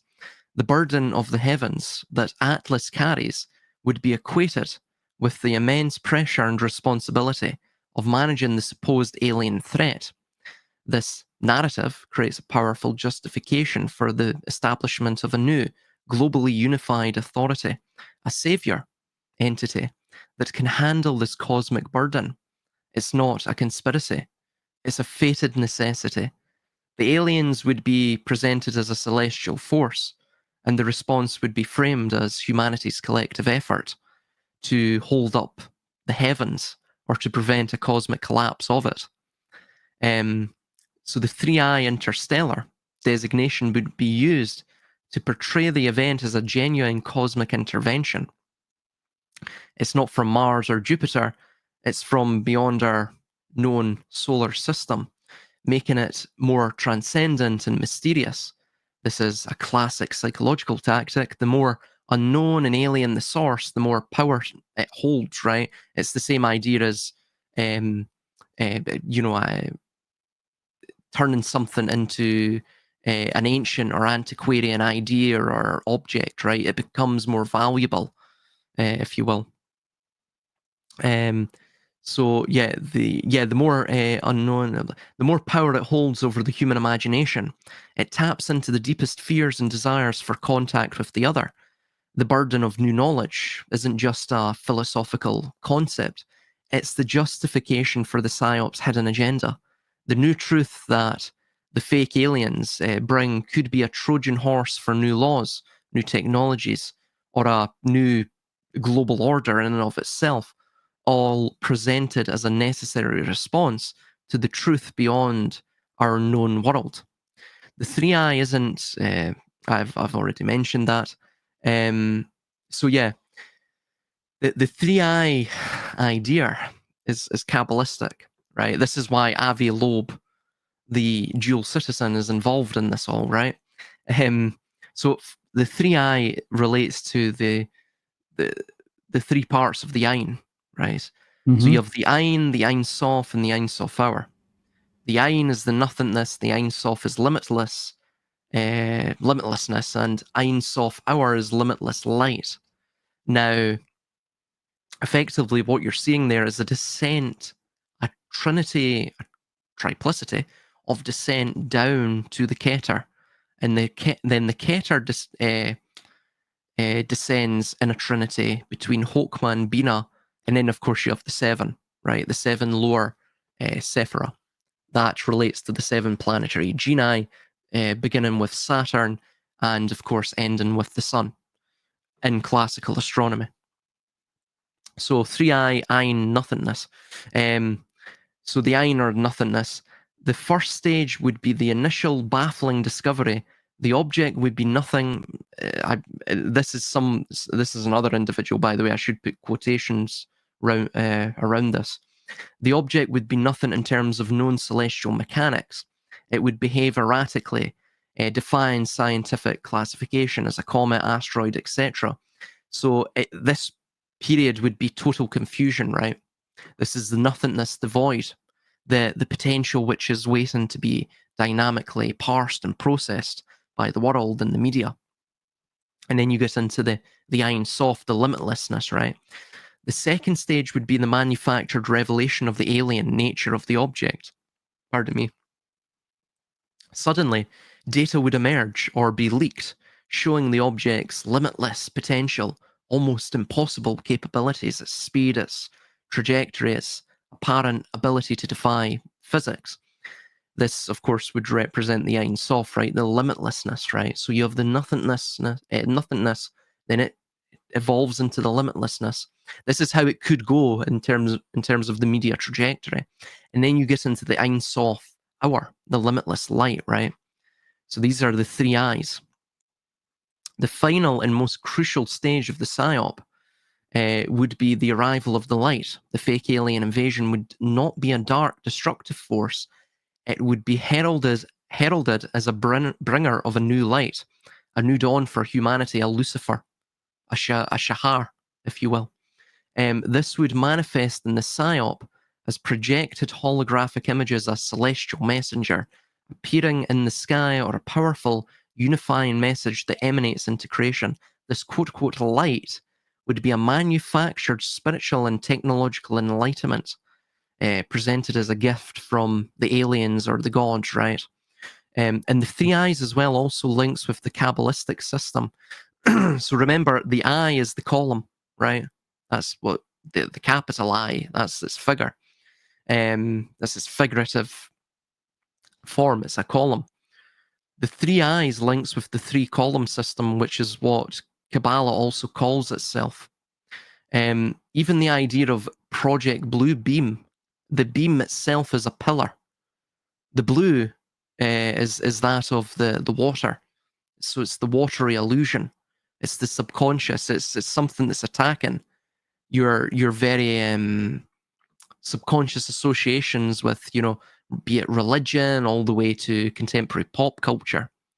So it's touching upon those ideas. Blue also means destruction, by the way. In Kabbalah, it's the blue of the flame. It's that part of the flame which in fact burns the fat of the wick.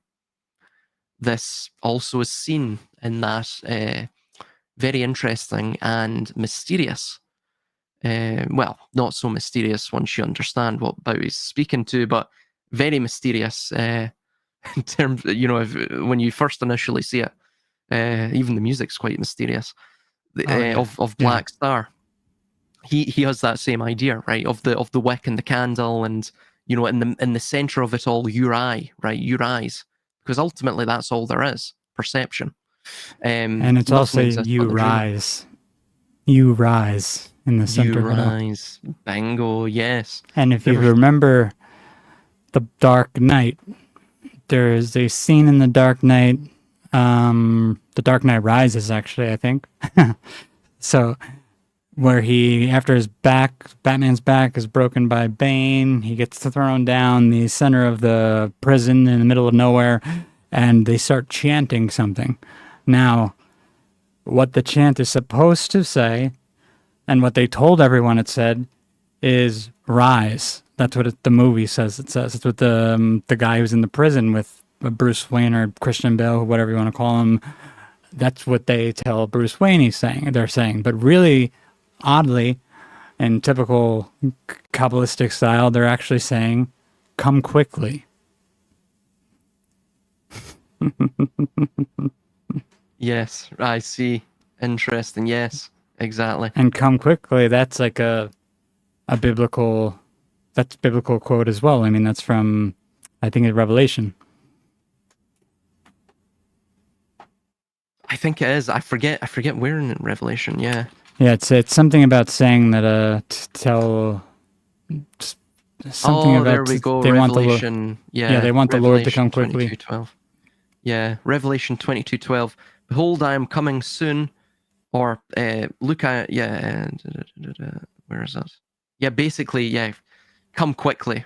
That's what it is. Behold, I am coming quickly, and my reward is with me, to give to each as is his work. Yeah, that's that. Now, see, I don't know how to interpret that, even coming from Nolan, because I'm like, did he do that because he's not in alignment with the darker message, and he's actually more in alignment with like a Christian message, like a traditional Christian message? Because the rise would be, you think to rise would be the transhumanist sort of idea. Come quickly would almost be like, let the tower fall and let whatever comes, come what may. Like, it doesn't matter. We're spiritual beings. We live on. I don't know. Yes, it's. See, I'm going to go out on a limb and say here that what actually the symbolism you see in the Book of Revelation, in fact, is mirror. A lot of it mirrors the Tikkun, but that's not necessarily saying that. See, I'm not necessarily saying Christ is in fact Kabbalistic as a symbol, because in fact he's not. Right? Yeah.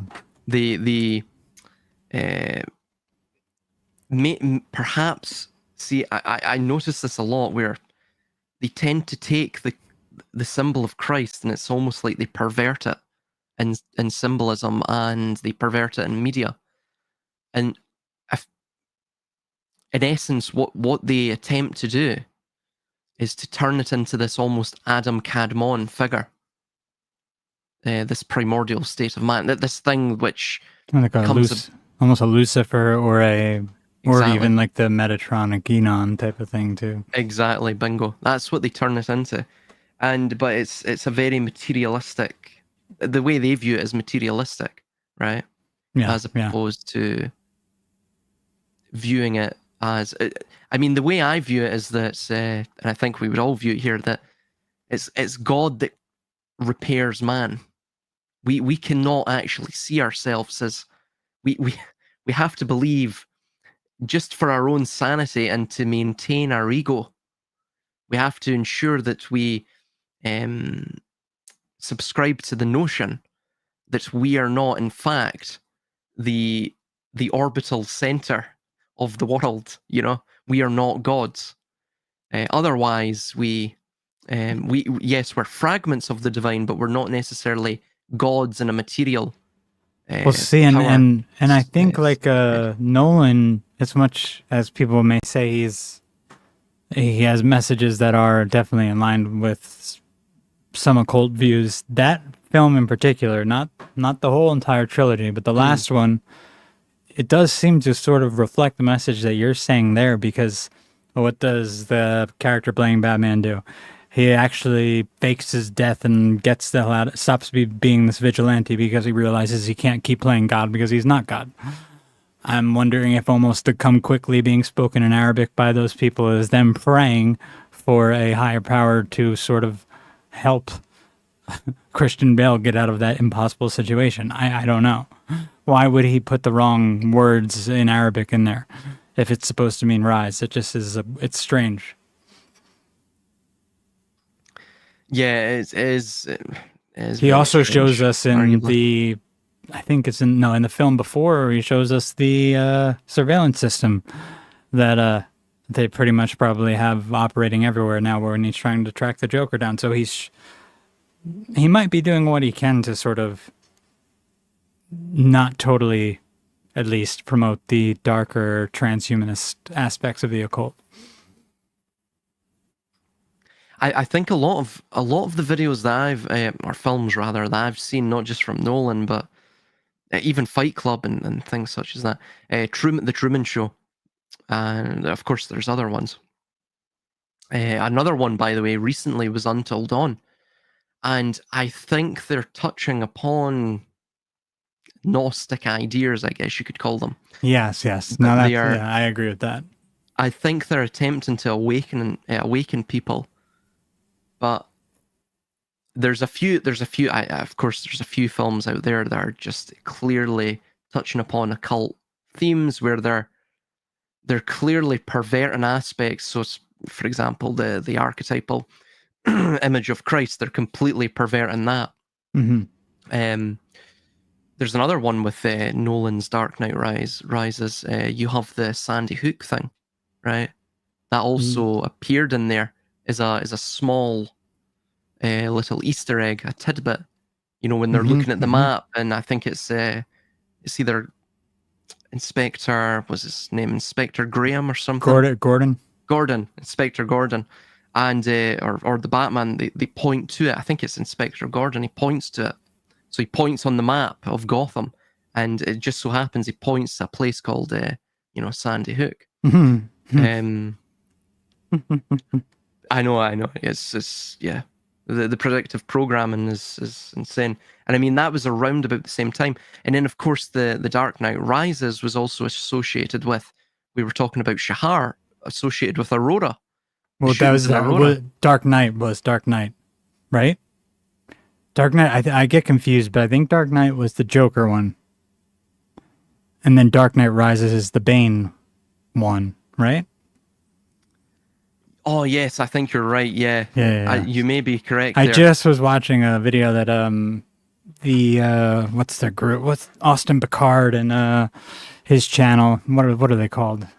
The Already Dead is the podcast. I think they were doing a special episode on James Holmes yesterday. So that's the only reason I'm like have this even in my head at all. Well, it's interesting because Aurora in Latin means dawn. So I mean, it's it was the Dark Knight Rises, by the way. It was 2012. Yeah, you're right. Wait, Rises was 2012. Yeah, that was the Aurora shooting in Colorado. Oh, so then which one was the Dark Knight? Wait, I'm confused then. Because I thought Rises was the one with Bane. Wait, the Dark Knight Rises had Christian Bale, Michael Caine, Gary. Where the hell? Tom Hardy. Wait, no, it can't be the 2012 one because that's the one with Bane in it, and he went to the one with unless he went to the one in 2012. But I don't think he did. I think he went to the Dark Knight, so it had to be earlier than 2012. No, it was definitely 2012. That was when the shooting took place. What? Yeah. So Dark Knight came out in 2008. July 20th, 2012. Yeah, Dark Knight Rises came out in 2012, yeah. So so he went out dressed as the Joker. See, I remember going to the theater. I thought I remember going to the theater before the one with the Joker with Heath Ledger, and then this happening around that time. But apparently that means this happened before the third film, the final film with Bane. So he's dressed as the Joker, but the Joker isn't even in it. Or at least he has hair color that's like Yes. people would interpret it would be close to the Joker. Yeah. And also as well, I mean, there's things that are very peculiar. Oh, yeah. Surrounding. Yeah, I don't even know if he Oh was God. knew Yeah. what he was doing, if he did anything at all. Who knows? There's so much stuff Yeah. that guy was. I mean, in the courtroom, he was just like completely out of it. Clearly, yeah. he had been dosed up. He didn't even know where the hell he was. You could see he was completely disoriented. And moreover, as well, what you have to remember with James Holmes, he was a very intelligent individual. He Oh, yes. had Extremely. essentially his entire life ahead of him. He was in he was in UCLA, UC Berkeley, Stanford University. He had degrees. So he was a mathematician and scientist. His father, Robert Holmes, is a mathematician and scientist with degrees from Stanford University, UCLA, UC Berkeley, and his mother's a registered nurse. His father's very interesting, by the way. If you look into him, he's associated with the intelligence services.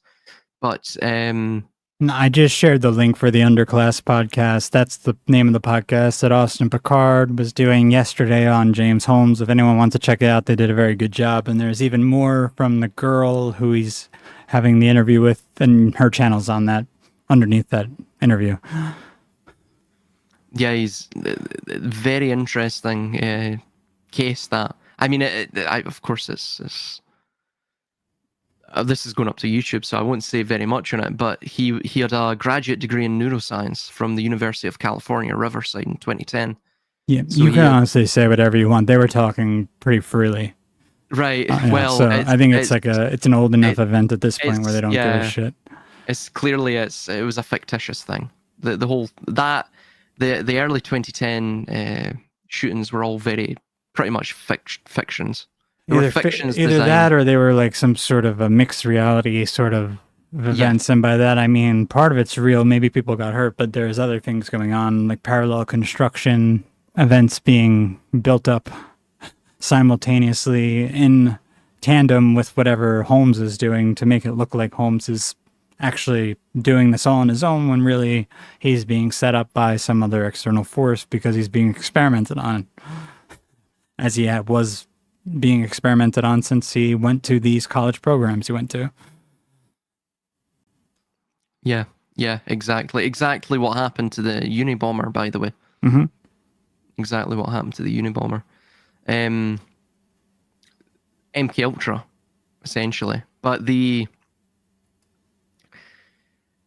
you also find with all of these shootings, even Sandy Hook, of course, there's the connections through the Dark Knight movies. But with Sandy Hook, what was his name? Adam Lanza. His father was actually involved in the LIBOR scandal at the time. So there was, I mean, that's just actually scratching the surface. It's been so long. I'm not really not up to scratch with that case. But thinking back now, it was just so unbelievable. I mean, of course, a lot of it was circumstantial evidence, but a lot of it was fairly. There's a lot. There's a lot with that one. That one they still don't like you talking about anywhere for some reason. Yeah, well, it's because they messed up so badly, I think, with that one. Well, they were trying to use. I think they were trying to use a lot of technology too, a little too early.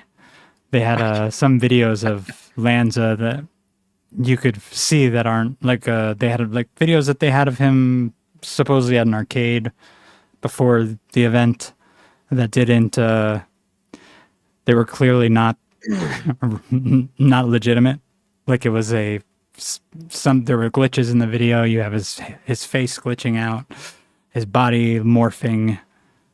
it's obviously an AI thing. And now we're back to AI. Yes. And it's not Yeah. making the same mistakes anymore. So no worries No, now. no, they've got it all perfect now. Yeah. So it's yeah. Well, of course they brought out Alex Jones and set up that entire fake court case, and you know, essentially attempted to set the precedent to destroy free speech and to shut him down. You know, under the guise of these supposed victims, or you know, whoever the hell they are. Because I mean, there was I totally agree with you. There was a surreality with all of these events. They were completely insane. Even the way that the individuals were acting.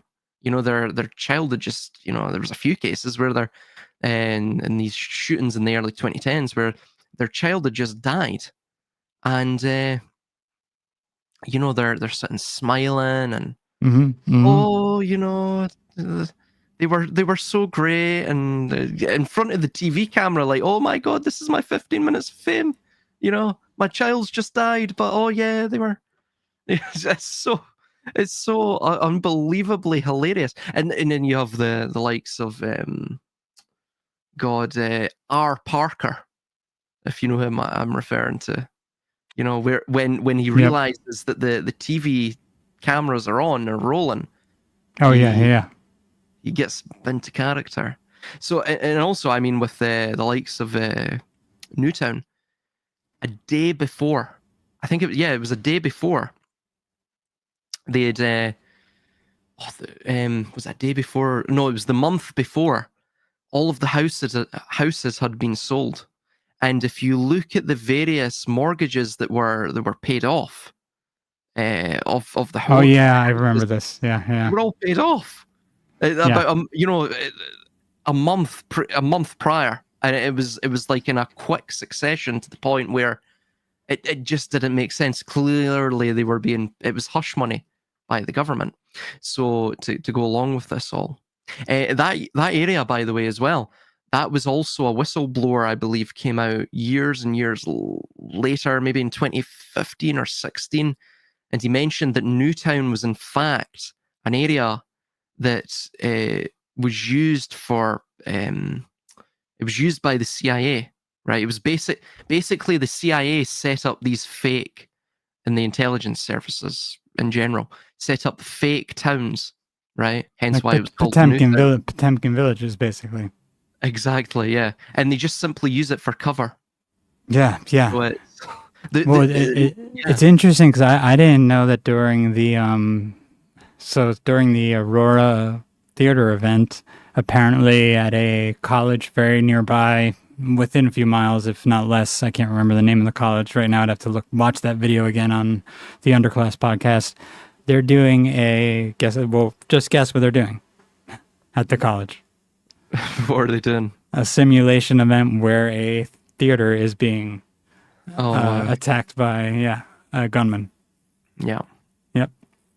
Yeah, and they're doing like like how they do the emergency sort of preparedness drills, and that's what they're doing at that college, their university. Same day, same time, like so all happening at the same time. Yeah, and it's interesting. You look at how many of these have happened in Aurora. There's 3 different mass shootings in 2 in Aurora, Colorado, 1 in Aurora, Illinois. That's quite weird.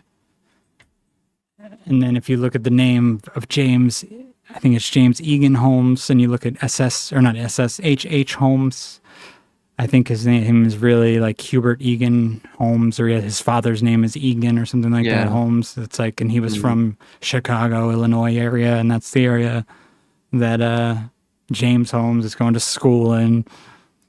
It's just like, what? Like, what is going on here? It's very, you start to see these very weird connections throughout. I mean, it's not just those two. It's pretty much all of the various those various shootings in the early 2010s. None of them make sense. It's just very, again, it's peculiar. It's something. It makes you go, you know, and of course a lot of it's anecdotal. A lot of Yeah, it's yeah. anecdotal, but there's things where it's clear, irrefutable. I mean, I was viewing this all as it was going on in 2012 at the time. It was irrefutable proof that there was evidence that it was something was going on, something fishy was going, especially SH, right? That place. There was some weird going on there. Hmm. Just again with all of the money that was going here, there, everywhere. The mortgages that were getting paid off, the way that the individuals were, the parents, victims were, or pardon me, the victims were acting, right. The parents of the victims were acting on camera. It's just very weird. Very Hmm. weird. But again, this ties in with what we're discussing with this fake alien invasion. Even, of course, the hysteria surrounding that of the UFO and the UFO knots and this entire UFO phenomenon. And the abductee phenomenon. That was a similar thing. All of it is designed to psychologically prepare and to corral psychologically the mass of population into new patterns of behavior and thinking, or to simply Same with the corona. exactly. It's there's a term for this. It's called hypernormalization. Mhm. It's where individuals begin to, well, it's brought about by a progressive, gradual, almost like the frog in the pot boiling, right? It's the shit. Michael Hoffman refers to it as the Society of Spectacle, right? Basically, the Exactly. grand society, something like that. Exactly. The Society of Spectacle, where you're progressively, by osmosis, assimilated into this hyper-normalized thinking, which is basically you normalize the hyper unreal, the completely surreal, things that really make no sense. And by the way, social media is at the fore of this. Social media is at the fore of this. So it's TikTok and things such as that, right? YouTube as well, Facebook, I mean, X, Twitter, whatever. All of these social media platforms are at the fore of this, where the way people's interactions are occurring are they're beginning to become surreal, right? People are beginning to put more prevalence and value, and place more value rather, on their parasocial relationships, meaning the relationships they have on the online platforms, than they do with real relationships, and even the way that they act or of course react to content or produce content themselves on these social media platforms. That's not just videos, that's even posts and such. Even consuming that content, it begins to alter one's mind, right? And you have to be very, very careful what the hell you're watching. You have to be very careful as well what you perhaps are giving your time to as well, because you have to be constantly cognizant of the fact when you're on social media and you're scrolling through news feeds, that what it's doing is mentally terraforming you. That's what it's designed to do.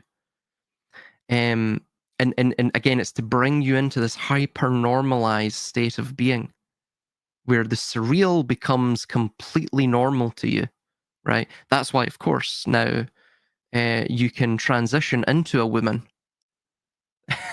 This is the hyper reality we're living in, right?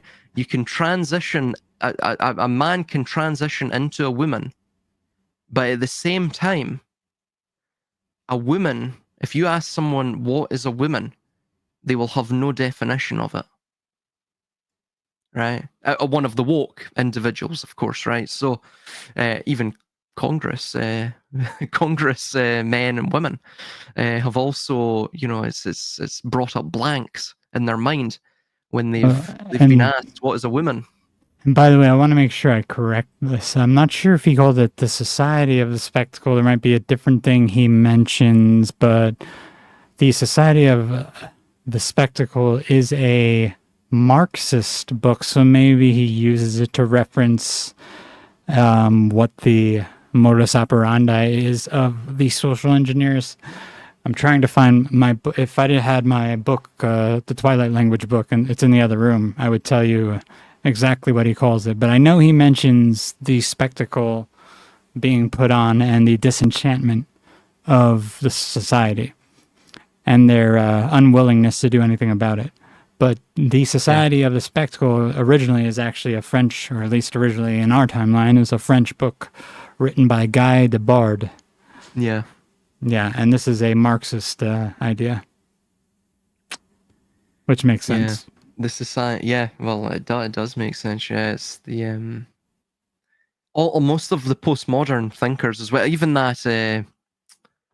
Oh, wait, here. Listen to this. So, Yeah. in this analysis of the spectacular society, the board notes that the quality of life is impoverished with such a lack of authenticity that human perceptions are affected, and an attendant degradation of knowledge, which in turn hinders critical thought.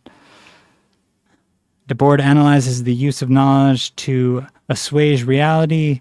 The spectacle obfuscates past, imploding it with the future into an undifferentiated mass, a type of never-ending present. In this way, the spectacle prevents individuals from realizing that the society of the spectacle is only a moment in history, one that can be overturned through revolution.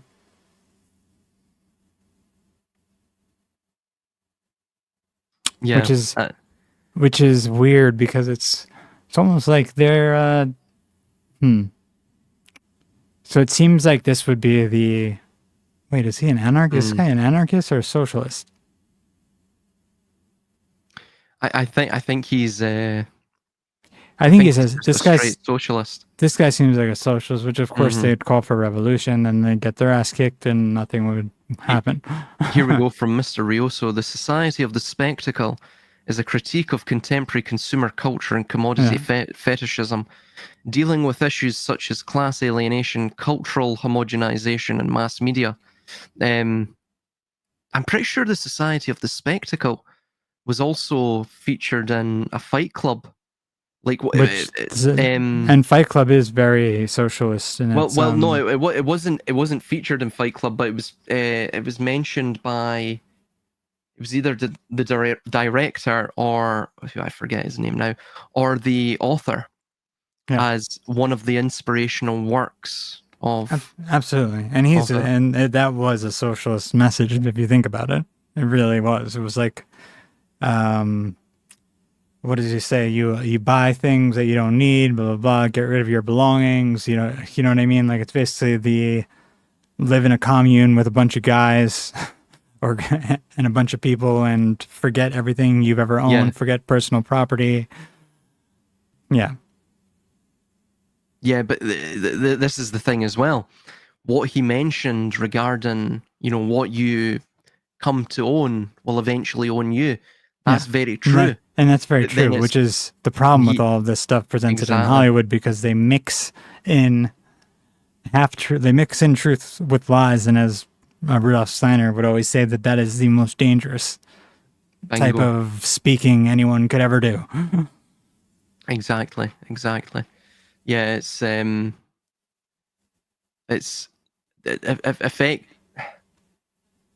effectively you're seeing with Tyler Durden. Tyler Durden is the demagogish, cliched communist leader, like a Che Guevara type. Or even a Fidel Castro, that becomes this absolutely insane, who speaks truth, but behind the truth there is a man of just pure, unadulterated lies, that he even lies to himself regarding his own nature. He's not good. He doesn't want good. Here, listen. Power. This is thesis 134 from the Society of Spectacle. Only those who do not work live. Oh, Jesus. Yeah. Yeah, Well, I mean that's where we start coming into problems because hmm like we were talking about before, if you have nothing that you need to do to get through the day and your whole life is just pleasure, you're basically going to implode in the opposite direction.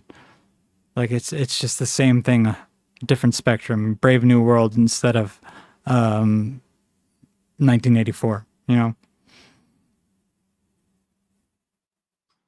yeah, exactly. Yes, yes. Oh, it's exactly what I state here as well.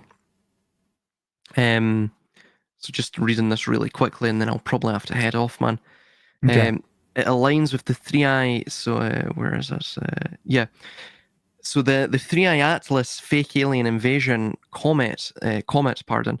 It is a 5 years. Yeah, it's 5 years after the majority of the needle crafts. I've already mentioned that. Um,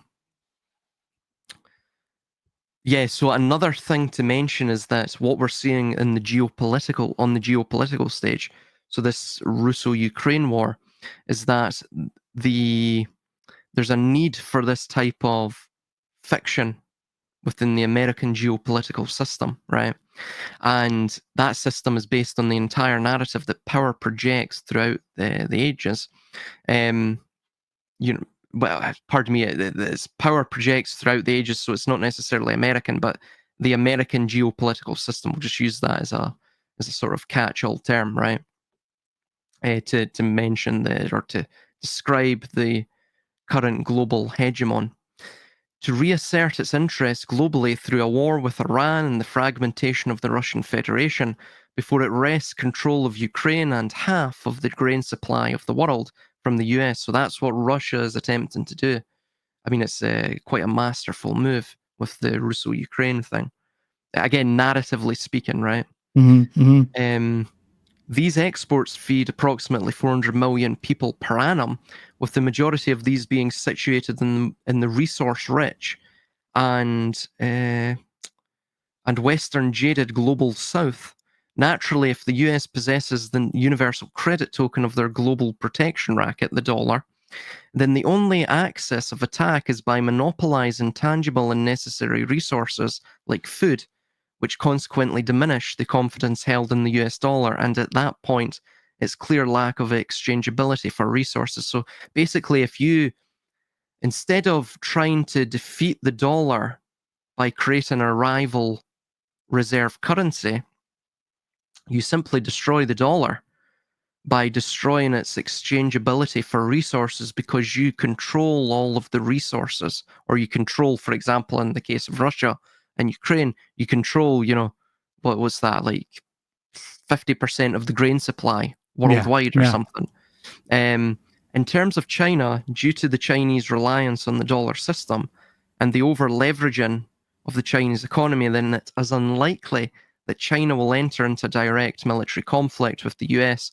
However, if the US, like the Thucydides trap of old, this is a script that constantly replays, or at least most of the time, that saw Athens abandon its democratic and primitive humanistic principles, invades and annexes other lands as a means of staving off the inevitable yet progressive deterioration of its economic and political system, then it may draw the ire of the rest of the world and its near peer competitors, as did Athens.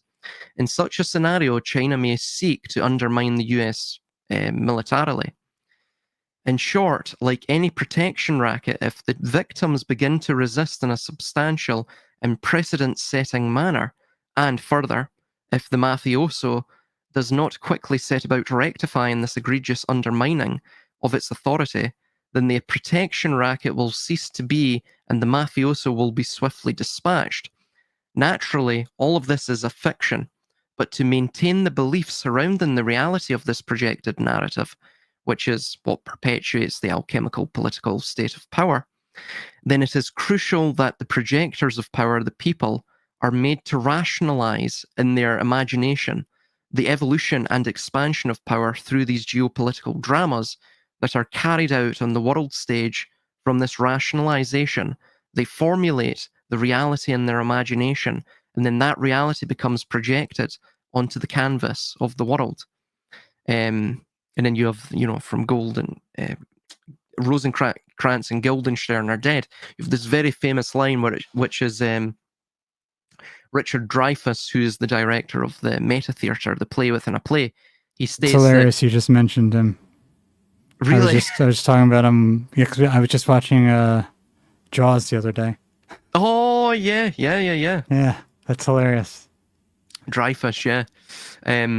But he mentions we're actors. We're the opposite of people, right? So it's exactly what the majority of the masses are. They're actors. They're the majority of people. They're the opposite of people. Pardon. So all of these scripts, alchemical dramas designed to establish everything from nothing, which is what Kabbalah is. It's this idea. Hence the Ayin or Ayin Sof and double bookkeeping or fiat monetary system. Again, everything from nothing. In essence, power is born from the mind, the collective imagination that is steered from the multitude of false memories and false beliefs inculcated in the populace, which form the basis of the pious fiction or noble lie that power requires to exist and persist. The imagination is born of the word, the idea, and through generational conditioning via propaganda and events, educational brainwashing, and cataclysmic events. It begins to instill in the epigenetic memory and zeitgeist of the people a certain predisposition towards the desired modality of thinking, doing, and being that augments and perpetuates power. On the stage, any stage, there is this implicit assumption that there is no objective reality besides what is portrayed to the audience and actors alike.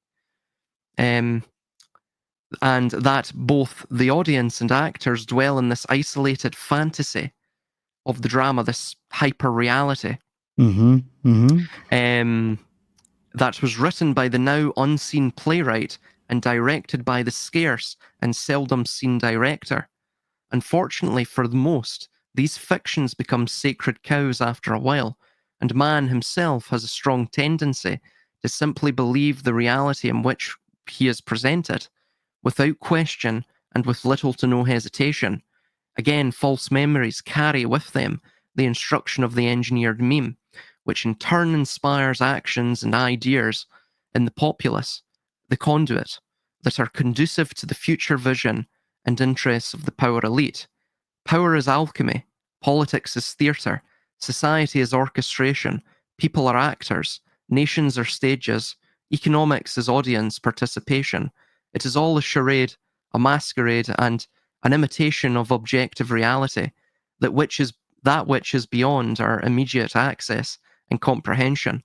The fathomless noumenon, and it is in the desert of the barrenness of knowledge that the fallen stars of man find themselves at the mercy of the weavers of dreams and the merchants of illusion. So there's a little more to that, but pretty much that covers it. That's if they're going to pull the fake alien invasion card, that's ultimately what's behind it. I love it. I mean, I'm trying to think if we missed anything really quick. Let me see what the chat's saying right now. You nailed that, by the way. Where the hell did my chat go? Can you see the chat? I see my chat on it. Oh, they're there. Okay, we got Russia, America run China, Orwell Huxley. I watched Jaws the other day. Everyone's watching it. It's so weird. I'm trying to think if we missed anything there. Mr. Rioso mentions that in Debord's treatment, modern society forces culture to constantly reappropriate or reinvent itself, copying and repackaging old ideas. Quote, ideas improve, the meaning of words participates in the improvement. Plagiarism is necessary, progress implies it. That's an interesting thought. It embraces an author's phrase, makes use of his expressions, erases a false idea, and replaces it with the right idea, unquote.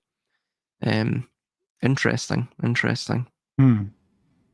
There was something else I'd heard the other day that James Truce said about objective reality, and the definitions of words, and he was talking about how these AI models actually seem not to, like, I guess he mentions two papers. I'm just going to take him at his word that this is what happened, that they were never programmed based on the definitions of words.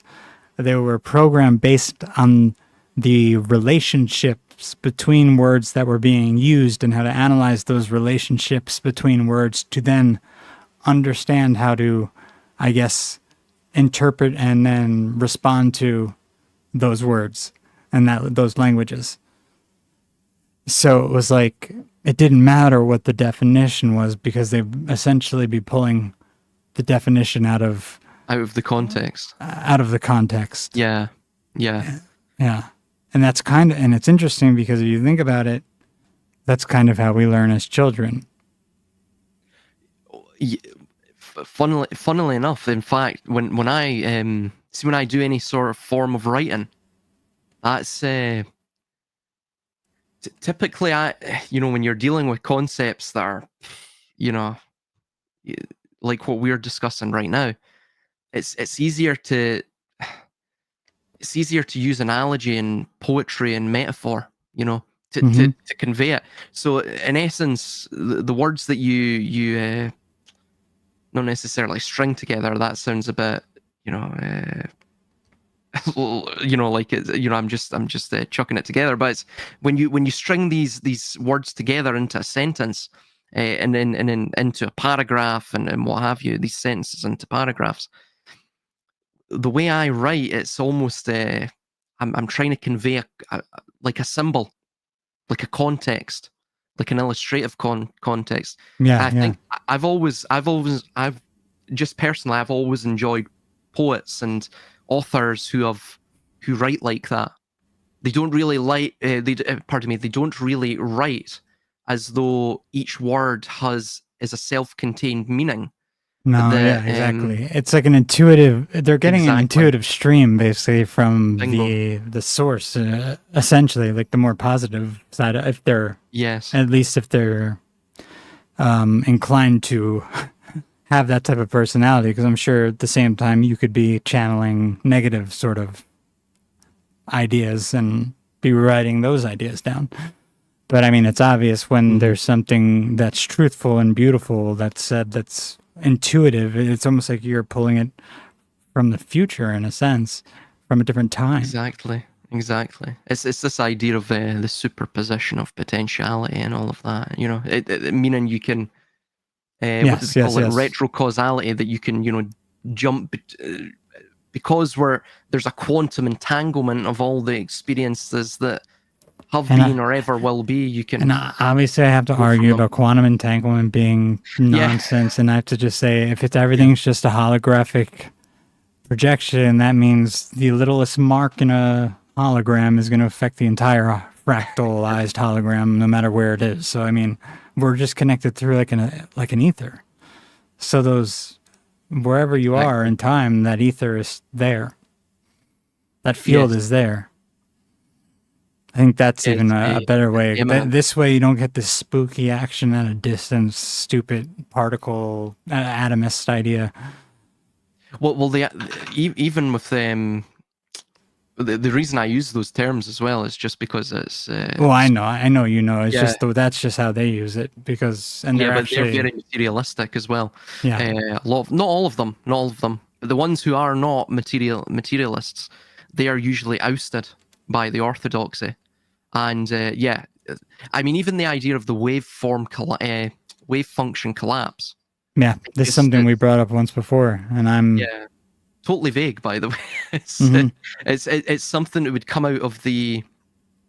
It's basically a placeholder, meaning they relating to or conveying the fact that they do not know, because they're materialists, so they can't necessarily contemplate it.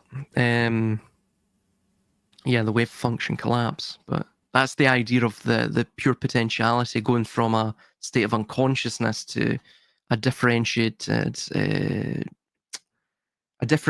conscious state, where it goes into disparity and all of this, right? So, Well, and this is, I think, that little this little idea that we've just mentioned at the end is going to be the make or break point for them as to whether or not they can achieve their transhumanist goals and transfer consciousness through the means they think they understand.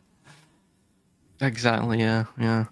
Well, all And I think they're gonna have conspiracies. I think they're gonna have a problem with that Yeah. personally. Well, the thing is, all conspiracies, at any point they can break down, but typically right before they're about to, spring the final trap, if you will, on their oppressors or whatever it may be. Um, that's the point where everything can go, as we say in Britain, absolutely tits up. Mm-hmm. You know, Mm-hmm. and it's at that point it's the threads are worn so thin that the conspiracy itself almost becomes evident because it's so close to its objectives. So it becomes evident to those it targets, which of course in this context is us. So we become ever more cognizant. The closer they get, ever more cognizant of their of their presence, of what they desire, Mm-hmm. of Mm-hmm. of their conspiratorial aims. So, yeah, Exactly. they will fail. Yeah. Yeah. Let's just hope that they don't fail so hard that it takes everyone else out with it or with them. Well, that's the other potential. Oh man, what do you think? Should we call it? Well, yeah, I'll have to head to bed, man. I'm slurring my speech here. No, I think that's a good. I think it's a good place right there. I enjoyed the show. Thank you for coming on, brother. No, it's absolute pleasure as always, man. It's good to catch up with you. Yeah, definitely. Always It's been too fascinating. long. It's been too long, and thank you everyone who came and joined the chat. I'm surprised so many people came. It's actually a good thing. Hope you guys come next time we do something. You still there, Silas? Yes, absolute. Yes, and Silas's link is in the description. Besides, if you want to share yours, mine's youtube.com/Chris Miner official. My link tree /Chris Miner link is in the description as well. Follow Silas. Yeah, sorry there. Sorry about that. I had myself on mute, so that's Oh, why no there's problem, a no bit of problem. a awkward pause there. It's a late night mistake, but yeah, I'm at Silas Speaks. You can also find my books, Silas Gautier. The way you spell Gautier is Gauthier. You can also email me at silasspeaks@gmail.com. If I know obviously if the cost of living and such, if you can't afford the books directly, I can provide you a uh, PDFs of all of my books. So if you can't spare any uh, you know any coinage, then I can simply just give you the books for free. That's the That type of guy democratizes Silas is. information. For real. Silas is a great guy. He is. So appreciate this, man, for doing that for all you jabronis out there who can't afford $10. Well, some of the books now are getting beyond. Are they 10. Are they expensive now? Yeah, I'm sure they. No, it's Lulu keeps putting them up because, like, in the past 3 years. So my first book, I set it at like £20 or something, 25, something like that, and now they've put it up to like £45. You know. So what's that in America? It's what a half. pr- It's half here or no, double I'd double. say it's pretty much the same now. Okay, Almost. okay. It's maybe a little more. Maybe like $47 or something in US money. God damn. Yeah, gotta get that free PDF thing, guys. You know, because Yeah. gotta fee, especially if you live in California. But if you can, help him out because Yeah. my boy puts in so much work for real. Silas, thanks, you man. impress me all the time, as you do everyone else. Let's definitely talk again soon. Yeah, dude. Take it easy, man. Yeah, brother. I'll talk to you soon. Bye-bye. Later. And thank you, everyone in the chat. See you again soon. Have a good night.